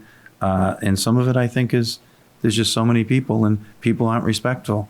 We had the threat of a closure at 40th Pole, 15, 20 years ago. That was a result of people just, leaving trash in this guy's yard, doing a bunch of things they shouldn't have been doing.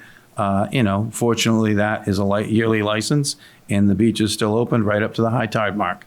And that should be what's happening everywhere on this island until we sort out what our actual rights. That is our customary practice. That's what's been happening. We shouldn't be allowing it to disintegrate. It shouldn't be going away. It's just too important. So, I'm looking forward to that coming back to the board and being, sort of sorted out. But that's it.